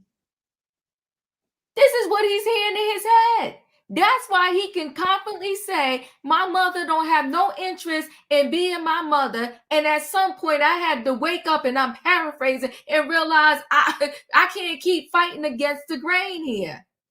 I'm sorry, I don't know, because it's I know the end of your thing says lifting tea. You're up. Yes, ma'am. Can you hear me? Yes, I can. Okay. Yeah, it's Miss Uplifting Tea. I'm new to the space, so thank you for inviting me to come up. I spent 8 years as a special education teacher. Okay. So I worked with students who had autism, conduct disorders, childhood trauma. So I basically got a chance to work with the Moniques at the beginning of the process when she was a kid. And then a lot of times those ultimately became the parents of the students. So I've kind of been with the parents on both ends of this. And it's been like the trauma Olympics on my caseload, where it's been biological parents abusing their biological kids, and just, or step parents and boyfriends and girlfriends coming in and abusing kids. So I really have seen the spectrum of how generationally what it looks like when that cycle repeats itself. And even in my own personal family, on the Monique front, my dad was an addict for, it was the 70s. A lot of people's families got caught up in, drug epidemics. He's now my best friend. A lot of parents who missed the boat with their children really do cherish the opportunity. When I got a job working an hour away, that was the person who allowed me to do that. My parents got up every morning at 6 o'clock to be in my house so I could get on the road and drive an hour to go to work. But they struggled as young people during the 70s with us as children. My parents have helped me get cars, in my 20s and my 30s, as a young person, doing my career. I'm working with these kids with special needs. I'm not making a bunch of money. But 6 months ago, because my dad is in the second stages of Alzheimer's, I went to the car dealership with him. I made sure he got a good deal. I made sure those people didn't mess over an elderly senior citizen coming into that dealership. We invested the time and the energy, and that's what I always told those families. You are on a journey. You have to leave the space for growth, and you have to leave the space for repair. And repair requires work. No one has ever did improvements on their house, thinking about it, talking about it. You have to pick up a hammer and nail. You have to get sheetrock. You have to tear the old crap down to make room for the new things that need to go in, the healthy things, the good things. I'm from Texas. I survived Harvey. There were 5 feet of water in my mom's house. I know what it's like to gut something from the walls down and look at your kids' pictures, your baby, everything piled up in your yard to start over with nothing. So you mean to tell me this woman who had every opportunity in the world to build her own entities, you got the bag, and there is nothing that you can actually point to that'll be here after you're gone? Come on. 5 you? So I had some. Where are the vegan delis? Where are the community gardens? Where are the performing arts schools to grow the next generations of Moniques? You can't. All those people could have gotten together. There could be 50 African American performing arts schools across the nation right now. Y'all have had more than enough time and opportunity to invest in the community. And the one thing I found as a kid who grew up with that trauma and working with those students, it healed me in ways that my therapist couldn't, because I got to take the journey with those people. So I love you, family. Thank you for inviting me up. This is a beautiful space, and I appreciate you for letting me come. I appreciate you for coming through. I appreciate. I'm coming to you, Dustin. Give me a God moment. bless you. Yeah, God bless you. I appreciate you for coming through. And this is what I like for these conversations to be about, to get beyond the actual story that we're talking about and to dig a little bit deeper so that we all can help each other. When I went to get my car last year, it was a friend, what my good friend, her son-in-law worked at the car dealership, and that's how I was comfortable going there to get my car. Do you know what I mean? So we all need help. We all need help. You know, even when my son going to college, right? There was 3 schools that he was accepted to for his major. He was stuck on the one school, the school he goes to now. And I was nervous. I was nervous because of the money of the school. And I was like, I was pointing him towards the other school because I was like, oh, this school I knew I was going to be able to do with my eyes closed. The other school, whoo, I thought I was going to lose sleep. But to God be the glory. And I say this, I met somebody and it's just random at having a conversation about this school with them. They checked into some things for me. They said, your son got a good package. And I said, okay. And let me tell you, this is February, so June, he'll be done with his first year. And I never shaked, I never wavered. And every month that money comes out of my account, and to God be the glory, all is well. But I really told that story to say this. We have to learn from each other. Took somebody I literally just met to help me out, put my mind at ease, and I'm getting through this thing. So all we're saying is that Monique needs someone to tell her you're out of pocket and out of line. Chase after your kid. Hear what he's saying. Understand that I know this your husband that's sitting next to you, but he's messy. He got you destroying the seed that you gave birth to. And if she had some real good friends, you know what they would tell her?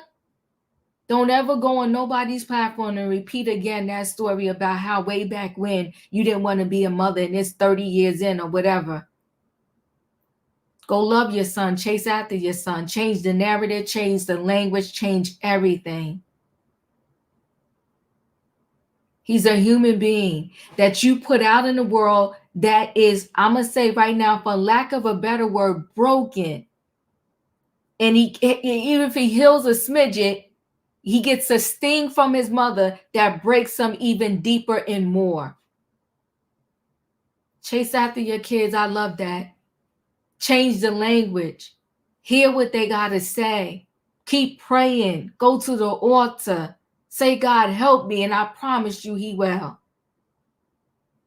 In my life, when it comes to the finances, the math ain't never math. But it did math in the end. To God be the glory. Dustin, you're up.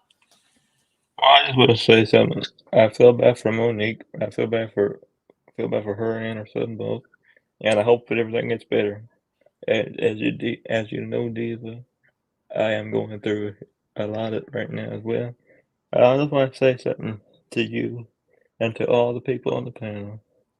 If it wasn't for this whole panel and everybody on this panel, including Julia, I don't know if it's still here, but like I said before, on that day that I was right next to Julia, Diva, I don't know if I would be on the panel that day because I've been so emotional lately.